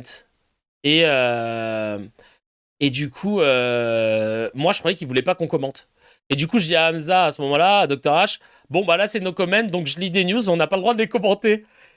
Et donc, on lit des news, on doit se retenir. Et les news, elles étaient rageantes. Et on a de fil en aiguille, on a dit, vas-y, dans le chat non plus, vous commentez pas, vous mettez que des emojis. Et à la fin de l'émission, le showrunner, il me dit, mais en fait, c'était pas ça, no comment. J'ai juste mis ça en mode, putain, c'est choquant. Mais il me dit, mais la séquence, elle est géniale. Et du coup, c'est devenu le no comment. Voilà. Comment c'est né. Le mezze, en fait, tu sais, c'est souvent les petits apéritifs, les petites entrées, / apéro, / snack food, comme on dit dans les brasseries branchées, libanaises. Voilà, c'est libanais, c'est les mezzés, c'est des petits bourrecs, des petits feuilletés, voilà, des trucs à partager. Et donc ça, le mezze... c'est devenu le début de l'émission où on balance des petites news à picorer comme ça, tu vois. Et après l'émission, il y a le scan, évidemment, où là, on reste sur un sujet. C'est simplement délicieux, voilà. Le houmous, évidemment. Le houmous, oui, parce que c'est israélien, vous le savez. C'est des malades, hein. Putain, ils avaient fait une vidéo la dernière fois pour dire les plats qui viennent d'Israël. T'en dire, bah les gars, décidément. Pourquoi Mose Fenech, c'est Christophe Willem? Parce que je trouvais qu'il ressemblait à Christophe Willem, et après, avec l'IA, on lui avait mis la coupe de cheveux de Christophe Willem, et là, fou rire. Et il y a quelqu'un, on ne saura jamais qui a dit Christophe Wissem. Il est venu, il a posé sa blague, on l'a jamais revu. Il nous avait fait tous rire. Christophe Wissem. Voilà, c'est des amuse-bouches, exactement. On veut savoir qui a dit ça, là, Christophe Wissem. Ouais, franchement, c'était à mourir de rire. Ensuite, on a le HMD, ça veut dire Hamdoulillah. Donc, louange à Dieu, c'est ça? Je demande à mes cracks muslims qui veut dire Dieu merci, quoi. C'est ça? Ouais, c'est ça, Dieu merci. C'est ce qu'on dit en général quand tu vois, on est rassuré, on est content et qu'on veut, voilà, on veut remercier, on dit Dieu merci, louange à Dieu. Hamdoulillah. Donc ça, c'est la bonne nouvelle. Voilà. Grâce à Dieu. Ouais. C'est un peu ça. Voilà. Merci beaucoup. Merci. Que Dieu soit loué. Et c'est ça. Voilà. Donc HMDL. Certains l'écrivent comme ça. Nous, on a mis HMD pour que ce soit plus rapide. On remercie Dieu, en gros. Donc là, c'est la bonne nouvelle. C'est l'équivalent d'Alléluia, je dirais. Oui, c'est vrai. Mais après, sauf que j'entends moins quand même. Des gens qui disent Alléluia. Enfin, quoique. Mais pour rigoler souvent. Enfin, bref. Ça, c'est la mise en jambe des échauffements avant le scan. Ouais, je te jure. Le Mezzé, c'est les échauffements avant le scan. Et le HMD, c'est histoire de commencer tranquille avant d'attaquer le dur. Nouévé à peu près. Donc ça, c'est Bilal, un des plus jeunes de la commu. Bilal, 20 piges, attaché parlementaire bénévole d'un député LFiste, et à côté qui fait des études et qui fait 1000 choses. Et qui aimerait être président de la République. Moi, je l'avais rencontré sur le tournage de Tout le monde le sait. Et Nouévé, qui est Bilal, il m'avait dit, moi, je suis le président, je vais être président de la République. Et on l'avait appelé Monsieur le Président. Et le problème, c'est que Nouévé, c'est aussi Nouévé à peu près. À chaque fois qu'il veut rentrer dans l'ambiance, quand on commence à vanner, à faire des références, une fois sur deux, il fait des références à côté. Genre comme quand on avait dit, à un moment, je sais plus ce qu'il avait dit sur le foot, parce que j'aime bien dire pressing offensif, tar Joao Neves. Alors ça veut dire quoi, pressing offensif, tar Joao Neves? Ça veut dire quand il y a un journaliste ou un éditorialiste ou un politique qui met une pression à quelqu'un en l'assénant de questions, ou Gallagher Fenwick, qu'on adore, des journalistes basés qu'on aime et que carrément on lui a fait un jingle où on dit il soulève l'info comme un Fenwick, et c'est devenu soulever l'info comme un Fenwick, c'est devenu ça. Gallagher Fenwick qui arrive avec la batterie qui part en couille à la fin. Voilà, ça c'est le genre de débilité qu'on adore. Et parfois ça arrive qu'il soit là en pressing offensif. Et quand il y a un pressing comme ça, donc souvent on dit pressing offensif, tar Joao Neves ou Nuno Mendes, c'est des joueurs du PSG qui sont réputés pour faire un marquage à la culotte sur les joueurs qu'ils ont en marquage. Et tar en arabe, ça veut dire comme, voilà. Donc pressing offensif comme Joao Neves. Et Bilal, il avait sorti un truc style la voix 9 3/4 en parlant de Harry Potter alors que c'est 9 1/3. Il avait dit un 4-7-4, je sais plus, il avait un truc qui allait pas en fait. C'est Joao, mais ça se dit pas Joao. J'étais persuadé. Moi je voulais faire mon gars, c'est Joao. Je croyais que le J ça se prononçait R. C'est en espagnol peut-être, pas en portugais alors. Frappe de gauche de Stephen Curry. Ouais, voilà, c'était que ça. Donc voilà, Nouévé, c'est toujours les références à peu près. Pas en portugais, d'accord. Merci beaucoup. On dit Joan, pour dire Joao. Joan. D'accord. Donc je peux dire tar Joao Neves. Ah, ok, super. Merci beaucoup. Le J, c'est le S. Joan.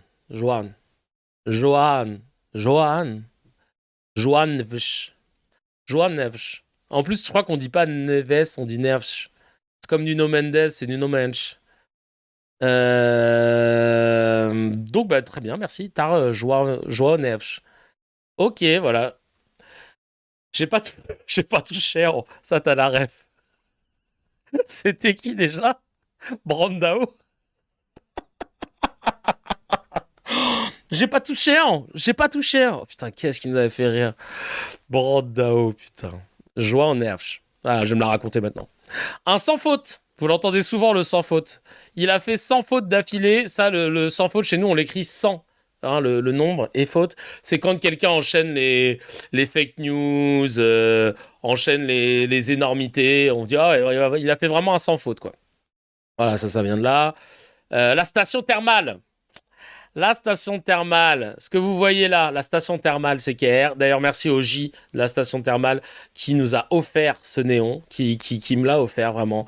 Merci 1000 fois parce que franchement, c'est un bête de cadeau. Qui est resté pendant longtemps sur le piano parce que j'avais pas de perceuse. Merci du coup à Walid, un autre Crax qui m'a déposé sa perceuse pour que je puisse percer.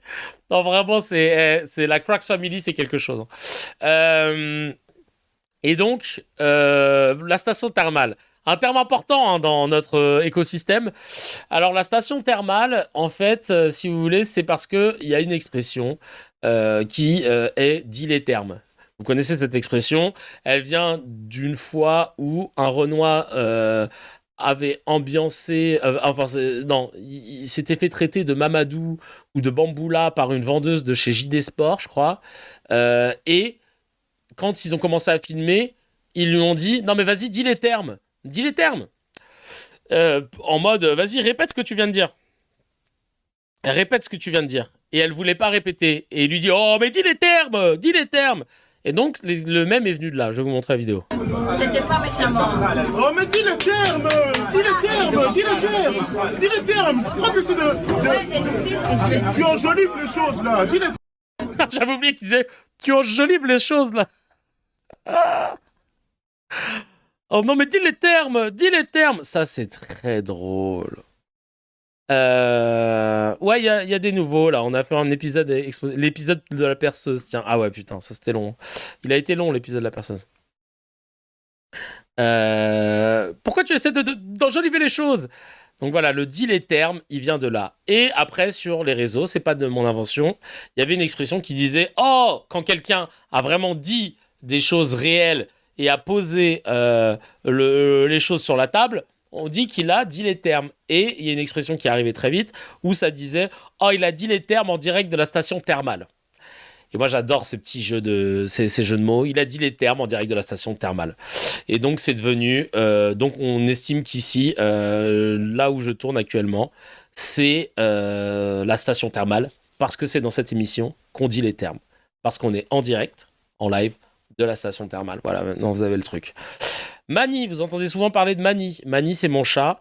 Mon chat qui avait cette fameuse tendance, à l'époque où on tournait dans le salon avec Dr H, comme c'était dans le salon, il était là tout le temps, et il avait cette fâcheuse tendance à monter sur la table, à s'asseoir, et parfois même à montrer son fiac. Il aimait bien montrer ses fesses dans... Il aimait bien montrer ses fesses dans l'émission, voilà. Il aimait bien... C'était son petit truc. Et donc, voilà pourquoi on entend souvent parler de Mani. Alors maintenant que je tourne dans une pièce séparée, que je peux fermer la porte, Mani m'embête un peu moins. Mais voilà, Mani, c'est vraiment mon chat d'amour.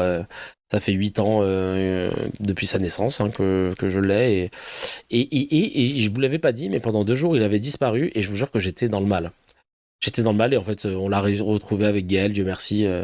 Il était sorti de l'immeuble, il s'était fait un kiff. On l'a retrouvé dans le petit square à côté, dans le plus grand des calmes. Mais voilà. Ah oui, il venait débrancher les câbles aussi, c'est vrai. Putain, il était insupportable. C'est la mascotte, il faut le mettre sur les fringues. Ah bah, tu crois pas si bien dire. Parce que c'est exactement ce que j'ai fait. Je l'ai mis sur un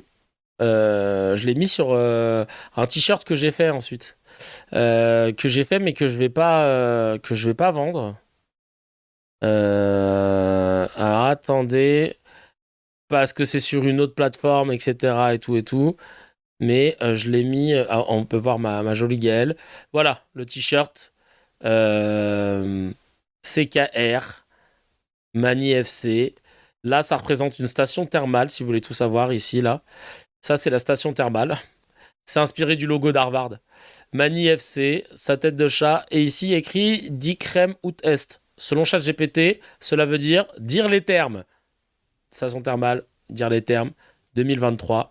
Et là, vous avez vu, là, le CKR, on a l'impression qu'il est, tu sais, en matière un peu de daim suédé avec des coutures. En fait, non, c'est juste que je l'ai imprimé comme ça, mais en fait, il est floqué. Mais du coup, l'effet, je trouve qu'il rend plutôt pas mal. Voilà, voilà. Et là, c'est ma chérie. Donc voilà, mais celui-là, ouais, peut-être s'il y a des demandes, on le mettra, mais en tout cas, pas pour l'instant. Voilà, comme ça, moi, vous avez tout. Ce serait plus judicieux de mettre son fiac, on le reconnaît pas de face. Aïe. D'ailleurs, en parlant de câble, le câble. J'ai pas là. Ah oui, les Élois. On avait eu un fou rire sur les Élois. Souvent, vous entendez des gens parler d'Élois comme ça. C'est parce qu'on avait regardé une vidéo pétée du Parisien où des gars qui s'appellent Élois avaient décidé de se rencontrer pour échanger leur expérience en tant qu'Élois. Bref, ça nous avait beaucoup fait rire, quoi. Il y a aussi l'expression basé comme au baseball. Ça, c'est une invention. Dans le même registre que dire les termes en direct de la station thermale, l'expression basé veut dire que tu es comment dire, quand on dit que tu es basé, ça veut dire que tu es merde, j'ai pas le terme. Si je dis tellement basé, bah ça veut dire que t'es chaud, quoi. Que tu maîtrises, que tu es en maîtrise de ton domaine, de ton discours, que tu es pertinent, voilà. Merci de me donner un peu plus de vocabulaire. Que tu es pertinent. Ah oui, là, ma connexion pourrie, sauvée par le câble Ethernet. Ouais, putain, ça aussi, ça a été chiant. Tu es calé dans ton domaine, voilà. Tu es pertinent. Et loi du talion. Tu es bien informé, tu es solide sur tes appuis, tu es basé. T'es carré comme en Corée, voilà, il y a ces expressions-là, donc les termes en direct de la station thermale, carré comme en Corée. Et là, j'ai inventé, ça c'est à moi, le basé comme au baseball, voilà. T'es basé comme au baseball, c'est-à-dire que là, voilà, t'es pertinent, t'es calé, t'es sur ton sujet, t'es en maîtrise, t'es solide sur tes appuis. Purée de pommes de terre, j'ai expliqué, ça va péter. Ça va péter. Ça, c'est un mème. C'est un mème voilà, que j'aime bien. Le sing-song au lieu de sing-tank. Ça, je crois que c'était... C'est pas un running gag, mais ça nous a fait rire. Je crois que c'était... le sing-song. Ouais, c'était... comment il s'appelle? Louis Boyard. Aïe. Ah là là, Louis Boyard. En fait, il voulait dire think tank. Un think tank, c'est une espèce d'institut où tu réunis des gens, des universitaires ou des... voilà, tu réunis des gens. Et tu essayes de proposer des études, des analyses que après tu peux aussi vendre. Parce que tu peux vendre... En fait, tu prouves ton talent en postant tes études. Tu es invité sur des plateaux télé. Et après, tu peux monétiser ton savoir et le savoir de tous les gens que tu as réunis dans ton think tank, à des entreprises ou à des partis politiques, des ministères, etc. C'est assez... raccourci par Mario Kart. Ah oui, c'est vrai, quand quelqu'un fait un raccourci de ouf en disant ouais, regardez, il y a de plus en plus d'immigration et comme par hasard, il y a de plus en plus de plaintes pour VSS, donc c'est l'immigration qui provoque les VSS. Et là, on va dire ah ouais, il a fait un raccourci tar Mario Kart, donc tar comme en arabe, ça veut dire comme. Donc raccourci comme un Mario Kart, vous savez, quand t'es sur une piste et qu'en dessous il y en a une autre, hop, tu sors de piste, tu retombes sur l'autre, tu fais un putain de raccourci. Et la vidéo de Dis les termes, c'est à Liège, en Belgique. Ah, c'est à Liège, comme on dit. D'accord. La réunion des gens qui pensent, ouais, c'est vrai. Donc voilà, think tank, pressing offensif, star Nuno Mensch, ça on l'a expliqué. Kouloutamam, je mange, je l'ai expliqué. Cible dans le dos. C'est devenu le bingo, hein. Le bingo droitard. Ils adorent utiliser le terme cible dans le dos dès que LFI critique quelqu'un. Ou dès que quelqu'un de gauche critique quelqu'un. Il nous met une cible dans le dos. Cible dans le dos, ça c'est Rachel Kahn, c'est tout le temps. Voilà, Rachel, ouais, c'est cible dans le dos, c'est le truc vraiment devenu, tu sais, qui permet d'annihiler tout débat, hein, selon les droitards. Il m'a mis une cible dans le dos, donc c'est bon, je suis pas critiquable. Il y avait les jeux de mots avec Tapiro aussi. C'est pas un cessez-le-feu, c'est un cessez-le-feu. Parce qu'il arrêtait pas de le dire tout le temps. L'Aki Patriote, ça c'est l'Aki Patriote. Ouais. C'était Rachel Kahn, cible dans le dos, mais après tout le monde l'a repris. Hein. Lâcher un 16. Lâcher un 16, c'est quoi? Sur le Telegram, on a pour habitude de lire les commentaires qu'il y a écrits sous les vidéos du Telegram. Et quand on dit que quelqu'un a lâché un 16, c'est quand quelqu'un a écrit un long pavé pour dire les termes, souvent, pour expliquer son point de vue. Et lâcher un 16, ça veut dire un 16 mesures. 16 mesures, c'était normalement la durée moyenne d'un couplet dans une musique de rap, notamment. Et donc le 16 mesures, donc lâcher un 16, ça vient de là, parce que souvent quand je lis les messages, je mets toujours cette petite instru de rap, et j'essaye de lire en y mettant du flow, on essaye. Mais bon, c'est devenu notre habitude. Voilà, je mets un petit beat, ou parfois c'est ChatGPT qui l'a écrit, ou pas. SO à Cécile, je pense que c'est celle qui a le produit le plus de 16. Ensuite Marlise, et ensuite Nouévé. Donc vraiment, ça c'est notre petit kiff à chaque fois. On aime bien lire les messages des 16. Donc vraiment, voilà. Ouais, Cécile, elle en a. Parce qu'il les a pas lus avant, merci. Ouais, je les ai pas lus avant, hein, je précise. Le pot-au-feu, je suis obligé de lire cette vanne. Aussi, c'était quand on cherchait des plats... des plats que les Israéliens revendiquaient comme étant les leurs dans les vidéos. Et Jules a fait la meilleure vanne en disant le pot-au-feu. Et je voulais pas le lire au début. Il y a des bons couplets quand même. Ouais, non, franchement. Bref. Enfin bref. SO, ça veut dire shout out. Ça veut dire que tu rends hommage, que tu big up, que tu fais une dédicace. Merci Marnouz. Ah ouais, vraiment, on avait beaucoup rigolé. Oh putain, il y avait Chaotique aussi, le pote de Cécile. Chaotique, lui, c'est un rappeur qui est devenu un rappeur militant, droitard. Il faut respecter la police, merci les forces de l'ordre. On en a marre de la France insoumise qui bordélise le tout. Il faut bien travailler, machin. Oh là là, l'enfer, Chaotique. Il porte bien son blaze. Ifiak. Vous allez souvent entendre, ouais, non mais ça c'est source Ifiak. Ça c'est souvent sur CNews, quand ils balancent une ref, ils disent, non mais tout le monde le sait, hein, que les OQTF, pour 70% d'entre eux, c'est des terroristes. Hein. Et là, souvent on rigole et on dit source Ifiak, et on le met ici. Ah bah c'est gentil ça, merci. Ah c'est gentil. Ah oui, ça se voit que j'ai chaud? Ah ouais, putain. Ah bah par contre là, avec tout le... Ah, il y a une prise là, Juste derrière là. Ah, merci beaucoup. Ouais, parce que là, il commence à faire chaud. Ah ouais, mon t-shirt, il commence à être en... Voilà, mais au moins, on triche pas. Ah ouais, les cheveux et tout. Ouais, non, je sais. Ah ouais, laisse tomber. Mais au moins, on triche pas. C'est pas une prise, c'est manie de dos. Comprends mon dernier mot pendant 15 jours de pleurage. Rupture de suicide mesquine, c'est quoi ça? Dis-moi-le. Ah ouais, dis-moi-le. Ah oui, je me rappelle quand tu avais dit ça. Dis-moi-le, Quentin. Ah ouais. Et donc, c'était devenu dis-moi-le. Et l'Ifiak, voilà, on dit que ça vient d'Ifiak. Ah, merci beaucoup. Oh là là. Ça change la donne, je vais pas vous mentir. Hein. Le fameux dis-moi-le, c'était ça. Hein. C'était chaotique. Merci beaucoup. Et l'Institut Ifiak, qu'est-ce qu'on avait rigolé, putain. Là, j'avais fait ce logo-là avec Canva, dites-vous. Hein, à l'époque, on n'avait pas le réflexe de l'IA, tu vois. Oh, merci beaucoup. Merci, bébé. T'es trop la meilleure. Merci, mon amour. Voilà. Yann Barthès. On te remercie pas. Ensuite, est-ce que Yann Barthès, il ferait des émissions s'il n'y avait pas la clim sur ces plateaux-là? Ce petit bâtard. Nous, on le fait quand même.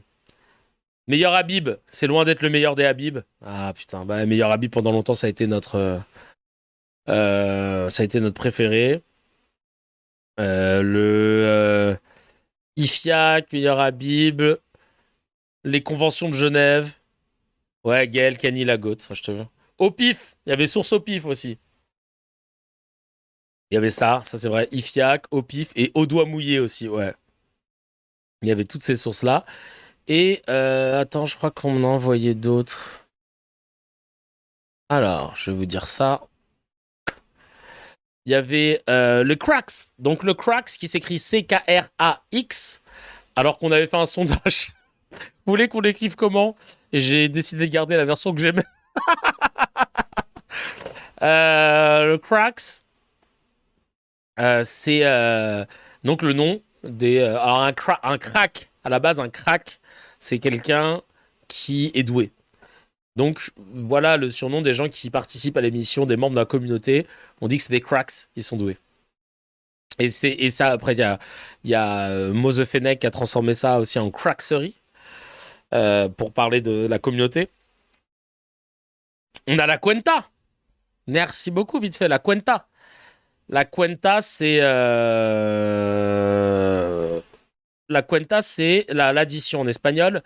C'est le jour où les propagandistes génocidaires qui ont pullulé dans l'espace médiatique depuis 3 ans vont devoir rendre des comptes quand la CIJ rendra son verdict et déclarera Israël coupable de génocide, parce que ça veut dire que légalement, même si déjà on peut commencer à attaquer, c'est le cas avec Nili Kufernaouri et l'autre, je sais plus c'est quoi son blaze, qui ont été accusés de complicité de génocide, même si le génocide n'a pas encore été acté.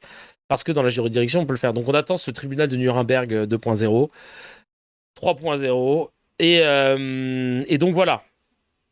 Voilà, c'est ça la Cuenta. Et le Telegram, de base, il est censé compiler toutes les vidéos, etc. Donc vous pouvez aller les checker qu'on ressortira le jour de la Cuenta. Voilà, tout simplement. C'est quand les pro-génocidaires devront payer. Exactement, c'est ça. La Cuenta qui est Nuremberg du 21e siècle. Exactement. Oui, Rachel Twitou, exactement, bien vu. C'était Nili Kufernaouri. Ce que je dis souvent, Nili Kufer mon cul, c'est Nili Kufernaouri. Le standard de Mose Fennec, c'est devenu un classique aussi. Ah oui, dans Call KR, c'est vrai. Call KR, c'est le moment où je vous donne la parole. On le fait rarement, mais voilà, de temps en temps. Comme là, quand on est en saison basse et qu'il y a des moments où je vais partir et que je prépare des émissions en avance, on fait un Call KR. Et donc, on a le standardiste.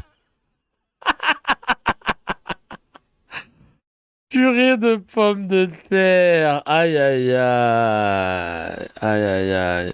Mose standard. Parce que je sais plus pourquoi, en fait, c'est devenu. Je sais plus d'où c'est venu. Donc ça, c'est Mose Fennec. Voilà, enchanté. Si pour celles et ceux qui ne le connaissaient pas, un des premiers modos. Et oui, sur le Discord, il y a plusieurs catégories de la Cuenta. Il y a la Cuenta VSS, la Cuenta génocide, la Cuenta écologique. Et là, voilà. C'était pourquoi en fait on avait dit que Mo c'était le standardiste. Je crois que c'est parce qu'il disait, je crois qu'il redonnait le numéro de téléphone, ou il a rien fait de spécial. Hein. Vendeur de pompe à chaleur MDR, il a une maxi tête, j'en peux plus. Il nous fait un mot dans notre vie. Oh là là. J'ai récupéré un site qui compile un maximum de photos, vidéos géolocalisées de preuves de crimes de guerre. Ah oui, je connais ce site. Ouais, je connais ce site. Ouais, bien sûr. On a la loi Sequer, on en parle souvent, c'est une loi qu'on a écrite avec l'ONG Manus Legis, une ONG de juristes, Big Up à Terence, qui a fait ce projet de loi. Et le but, en gros, c'était de dire que si tu interviens dans un média d'information et que tu dis quelque chose qui n'est pas sourcé ou que tu ne peux pas prouver, tu as 48 heures, jour ouvré, pour pouvoir t'excuser à la même heure, dans la même émission, et pas sur un pauvre tweet que tu as mis à 3h du mat'. Et soit tu t'excuses en disant je me suis trompé, c'est ok. Soit tu nous sors les preuves. Ah bah attendez, je vous ai dit 70%, voici la preuve. Soit, si tu refuses de te justifier et de t'excuser, tu te prends un blâme, et au bout de 2 blâmes, tu es suspendu d'antenne et tu ne peux plus intervenir dans un média public. Enfin, voilà. Merci beaucoup, Saladin, ça fait trop plaisir. Merci beaucoup d'être là depuis le début. Et donc voilà, la loi CKR, c'est ça, on essaye de la pousser autant que possible, et j'espère qu'à la rentrée, on aura l'occasion et le temps de faire un petit colloque, parce qu'on voulait le faire avec Émeric Caron, Mourad Dichar, etc. Mourad Dichar, on parle tout le temps de la loi CKR, j'espère que tôt ou tard, on va réussir à le faire. De réunir un peu des gens, des Saint-Toul, etc., qui sont à fond. D'où le terme loi CKR in this bitch. Oui, voilà, c'est ça. Quand il y a des gens qui dépassent les limites, c'est vrai que parfois, ça peut sortir. Alors, ensuite, il y a le terme qui, je pense, et je vais finir par ce terme-là. Alors, il y a le FYM. Tiens, FYM, ça c'est important aussi de le préciser. Le FYM, ça veut dire Fuck You Money. C'est un concept qui a été inventé par comment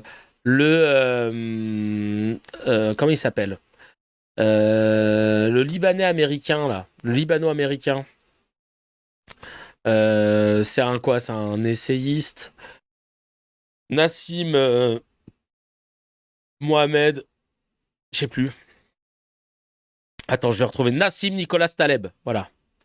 C'est un ancien trader qui est devenu maintenant essayiste et statisticien. Voilà.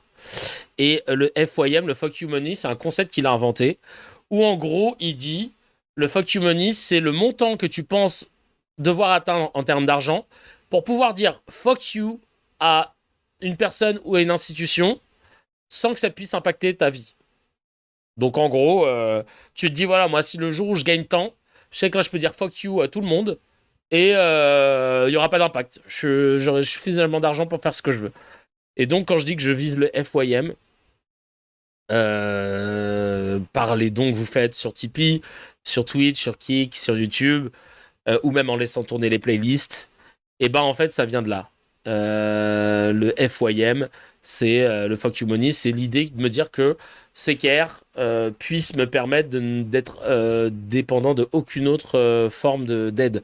Enfin, je veux dire, pas de mon intermittence, pas de mes contrats à gauche, à droite, et que malgré mes positions, ce ne sera jamais un champ bloquant, parce que si vous voulez plus me faire bosser, c'est pas grave, parce que moi, je peux vivre.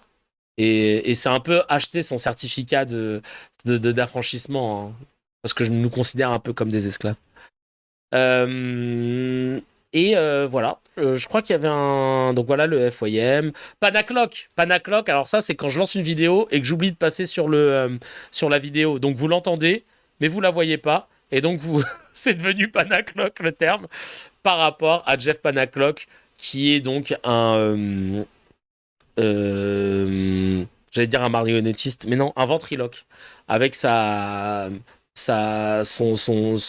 avec Jean-Marc, qui est son singe, avec qui il fait sa carrière depuis je ne sais combien d'années.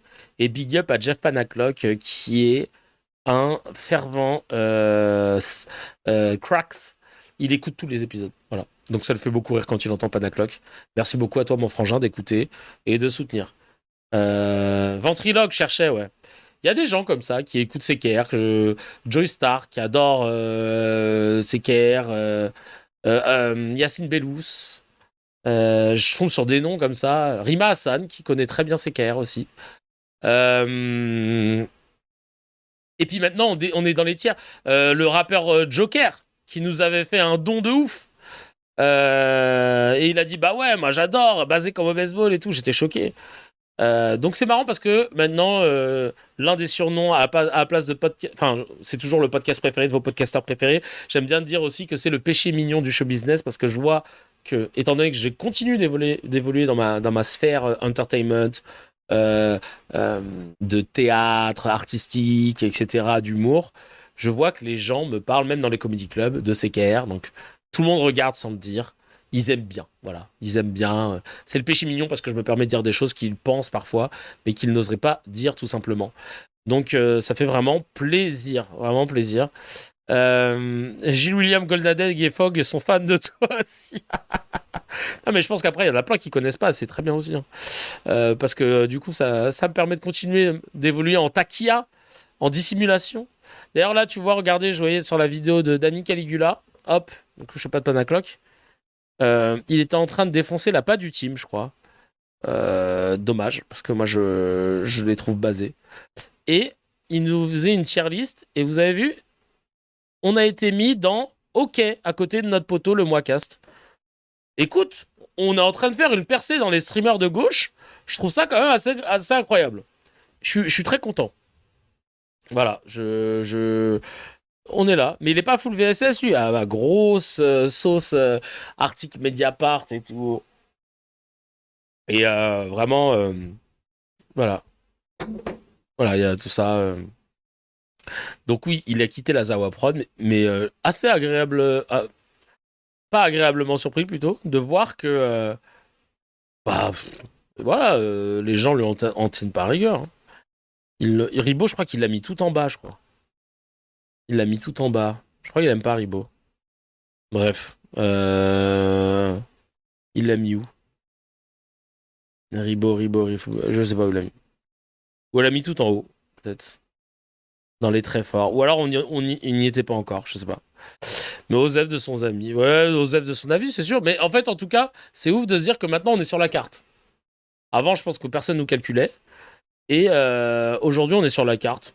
Donc ça veut dire que le truc fait son chemin, même si moi je te dis à chaque fois, putain, on n'est pas beaucoup, on est même pas 7000 sur Twitch, sur YouTube, les vues, c'est pas ouf, machin, mais en fait, c'est pas grave, parce qu'on est tellement là, en plus on est là même en été, on tabasse que on avance petit à petit, puis les gens se baladeront avec du CKR, de fil en aiguille un peu partout, les gens se diront, mais attends, c'est quoi ce truc-là et tout. Ribot basé de fou, hein, souvent le raid, il est top. Voilà. Donc ça fait plaisir. Et enfin, je finis par un terme. Kayfabe. La kayfabe, c'est quoi? Kayfabe, je vous montre comment on l'écrit. Ce sera peut-être le sujet de ma thèse si j'arrive à aller jusque-là. D'ailleurs, je peux vous mettre ce petit truc pour teaser. Hop! Kayfabe de Kevin Razi, intro. Là, vous êtes sur le Google Drive de mon prochain spectacle de stand-up qui va s'appeler Kayfabe. J'ai écrit jusqu'à 3h du mat. J'étais inspiré hier. J'ai dit à Gaël, écoute là, j'ai le fuego, je vais pas dormir tout de suite. Je rentrais du fridge, j'ai joué au joke et au fridge pour la première fois. Et j'avais le feu ardent. Et donc là, je suis en train d'écrire mon prochain spectacle. Qui va s'appeler Kayfabe. Et qui va parler, entre autres, de ce concept que je peux me la raconter, hein, que j'ai mis sur le devant de la scène comme une théorie purement CKRienne. Hein. Là, pour le coup, c'est purement raciste. La kayfabe, c'est quoi? C'est un terme. C'est un terme qui nous vient du catch. Et ça représente le contrat implicite qui lie les catcheurs et le public. Sous-entendu, on sait que c'est faux, que c'est une mise en scène, mais on fait semblant que c'est vrai, sans même qu'on ait eu besoin de le dire. Et moi, j'ai décidé de ramener dans la kayfabe comme un concept sociologique où je constate que dans l'analyse des médias qu'on fait au quotidien, il y a des kayfabes, et même aussi dans la vie de tous les jours, il y a des kayfabes installés où d'un commun accord, on a décrété que c'était vrai, ou que c'était comme ci, ou que c'était comme ça, entre deux parties minimum, sans même qu'on ait eu besoin de le souligner. Par exemple, une des kayfabes qui nous a mobilisé de ouf, c'était l'histoire des frères musulmans. Où, quand on observe les médias, on avait l'impression que d'un commun accord, entre une partie des médias et une grosse partie des politiques, il y avait ce consensus implicite de dire que c'était la première menace qui pesait en France. Personne ne peut te citer un nom, une institution qui a été gangrénée. Le seul rapport qui a été fait par le ministère de l'Intérieur, il te dit que le frérisme, comme ils le disent, ils ont inventé un mot pour ça, est résiduel. Dans le sport, il concernait un 0,02% des associations sportives. Je sais plus c'était quoi le chiffre. Et de là, on s'est dit, mais c'est quoi ce délire? Pourquoi ils font tous semblant que c'est une menace alors qu'ils n'ont aucun fait sur lesquels s'appuyer? Et on appelle ça une kayfabe. Donc voilà, une kayfabe, c'est un contrat implicite.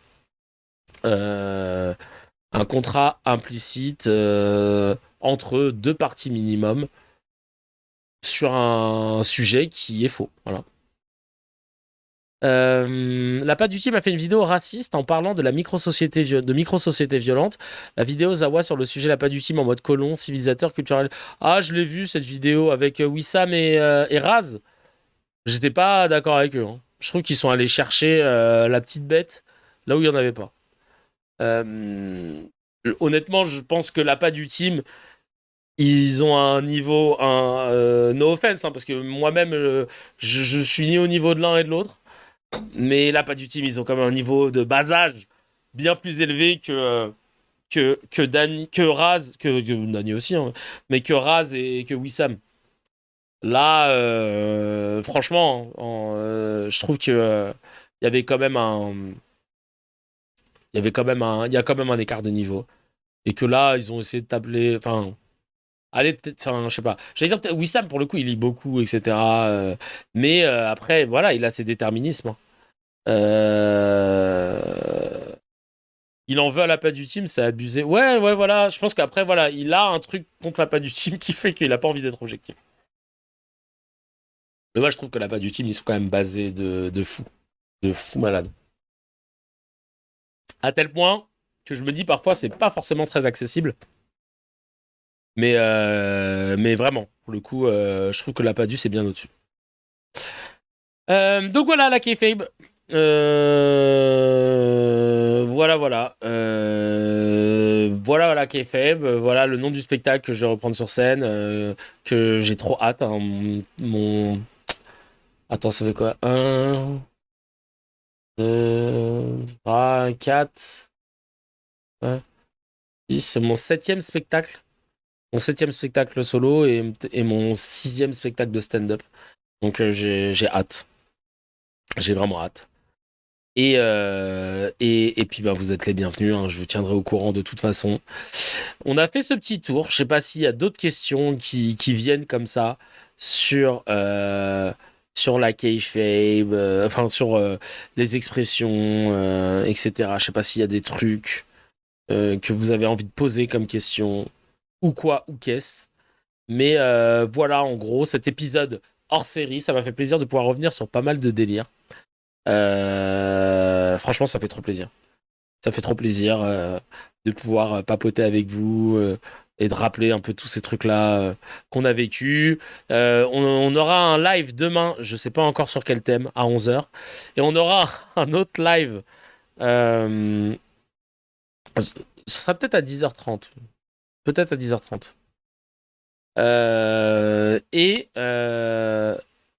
Pas du basé, c'est de la folie d'entendre ça. On peut connaître les positions sur lesquelles tu les trouves bien, plutôt le travail forcé ou le stalinisme, premier Doug. Ah bah non, mais c'est parce que je trouve qu'à chaque fois qu'ils prennent... leurs takes sont ultra intéressantes et toujours référencées. Voilà. Donc voilà, c'est pour ça. Après, voilà, je trouve que...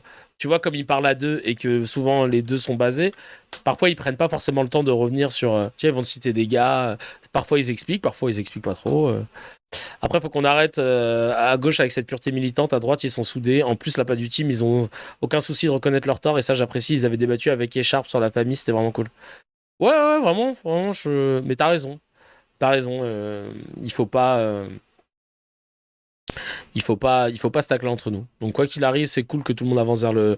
Mais par contre, tu vois, je me dis, les droitards, ils font pas de vidéos pour analyser ce que d'autres droitards ont dit. Je connais pas après bien ce qu'ils font, les droitards. Mais c'est vrai qu'à gauche, on aime trop analyser ce que les autres gauchistes ont dit, tu sais. Et je trouve ça assez con. En tout cas, et contre-productif. En tout cas, mais après, ça prouve qu'on essaye d'être... legit, tu vois, d'être légitime et d'être honnête intellectuellement, mais bon, parfois il y a aussi de l'ego, enfin, tout ça pour vous dire que ouais, cette émission-là, elle était assez cool à faire parce que c'est bien de revenir sur tout ce qu'on a pu vivre. Ça fait bientôt 3 ans que l'émission existe, on est de plus en plus nombreux, les chiffres montent de plus en plus. Il y a un Discord de CKR, évidemment. Il y a un Discord de CKR qui a été créé par Apache. Donc n'hésitez pas à aller rejoindre le Discord, je vais vous le mettre. C'est pour pouvoir continuer à papoter entre nous, faire des salons. Une fois, ils ont fait un record, là, je sais plus combien d'heures vous avez fait. Un salon. Tu le partages jamais ? Non. Non, quand même. Tu peux 14 heures, je crois, c'était ça, Andrea. 14 heures d'affilée. Il y a des salons, il y a CKR Running où on met nos entraînements de course. Bon, on n'est pas beaucoup à parler dedans, mais voilà, pour celles et ceux qui sont envie de partager juste le fait qu'ils se remettent à courir. Il y a le salon VSS, il y a tout un tas de salons LGBT, il y a les salons HMD, les salons miel. Le miel, c'est quoi? Ça va, on n'a pas parlé du miel. C'est pour finir l'émission en beauté avec une petite vidéo qui fait plaisir, une vidéo satisfaisante. Voilà. Je ne dirais rien sur la pâte utile jusqu'à 2027. Mais bon, il y a des problèmes. Mais après, on peut aimer ou pas aimer, c'est clair. Donc voilà.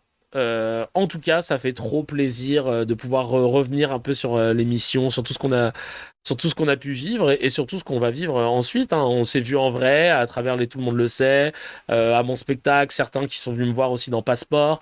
J'avais proposé des invites ou des places à 20 € parce que c'est pas donné le théâtre. Donc on continuera de faire des choses comme ça. Merci d'être là, vraiment. Et c'est pas des paroles en l'air quand je vous dis merci d'être là, merci d'exister, merci de donner de la force, parce que sans vous, je me serais pas motivé à ne pas lâcher. Mais je l'ai fait, voilà. J'ai jamais arrêté de faire CKR. Et vraiment, je suis trop content. Je suis trop content de faire ça avec vous. Passez une excellente journée. On se dit à demain pour je ne sais quoi. Je sais pas ce qu'on va faire.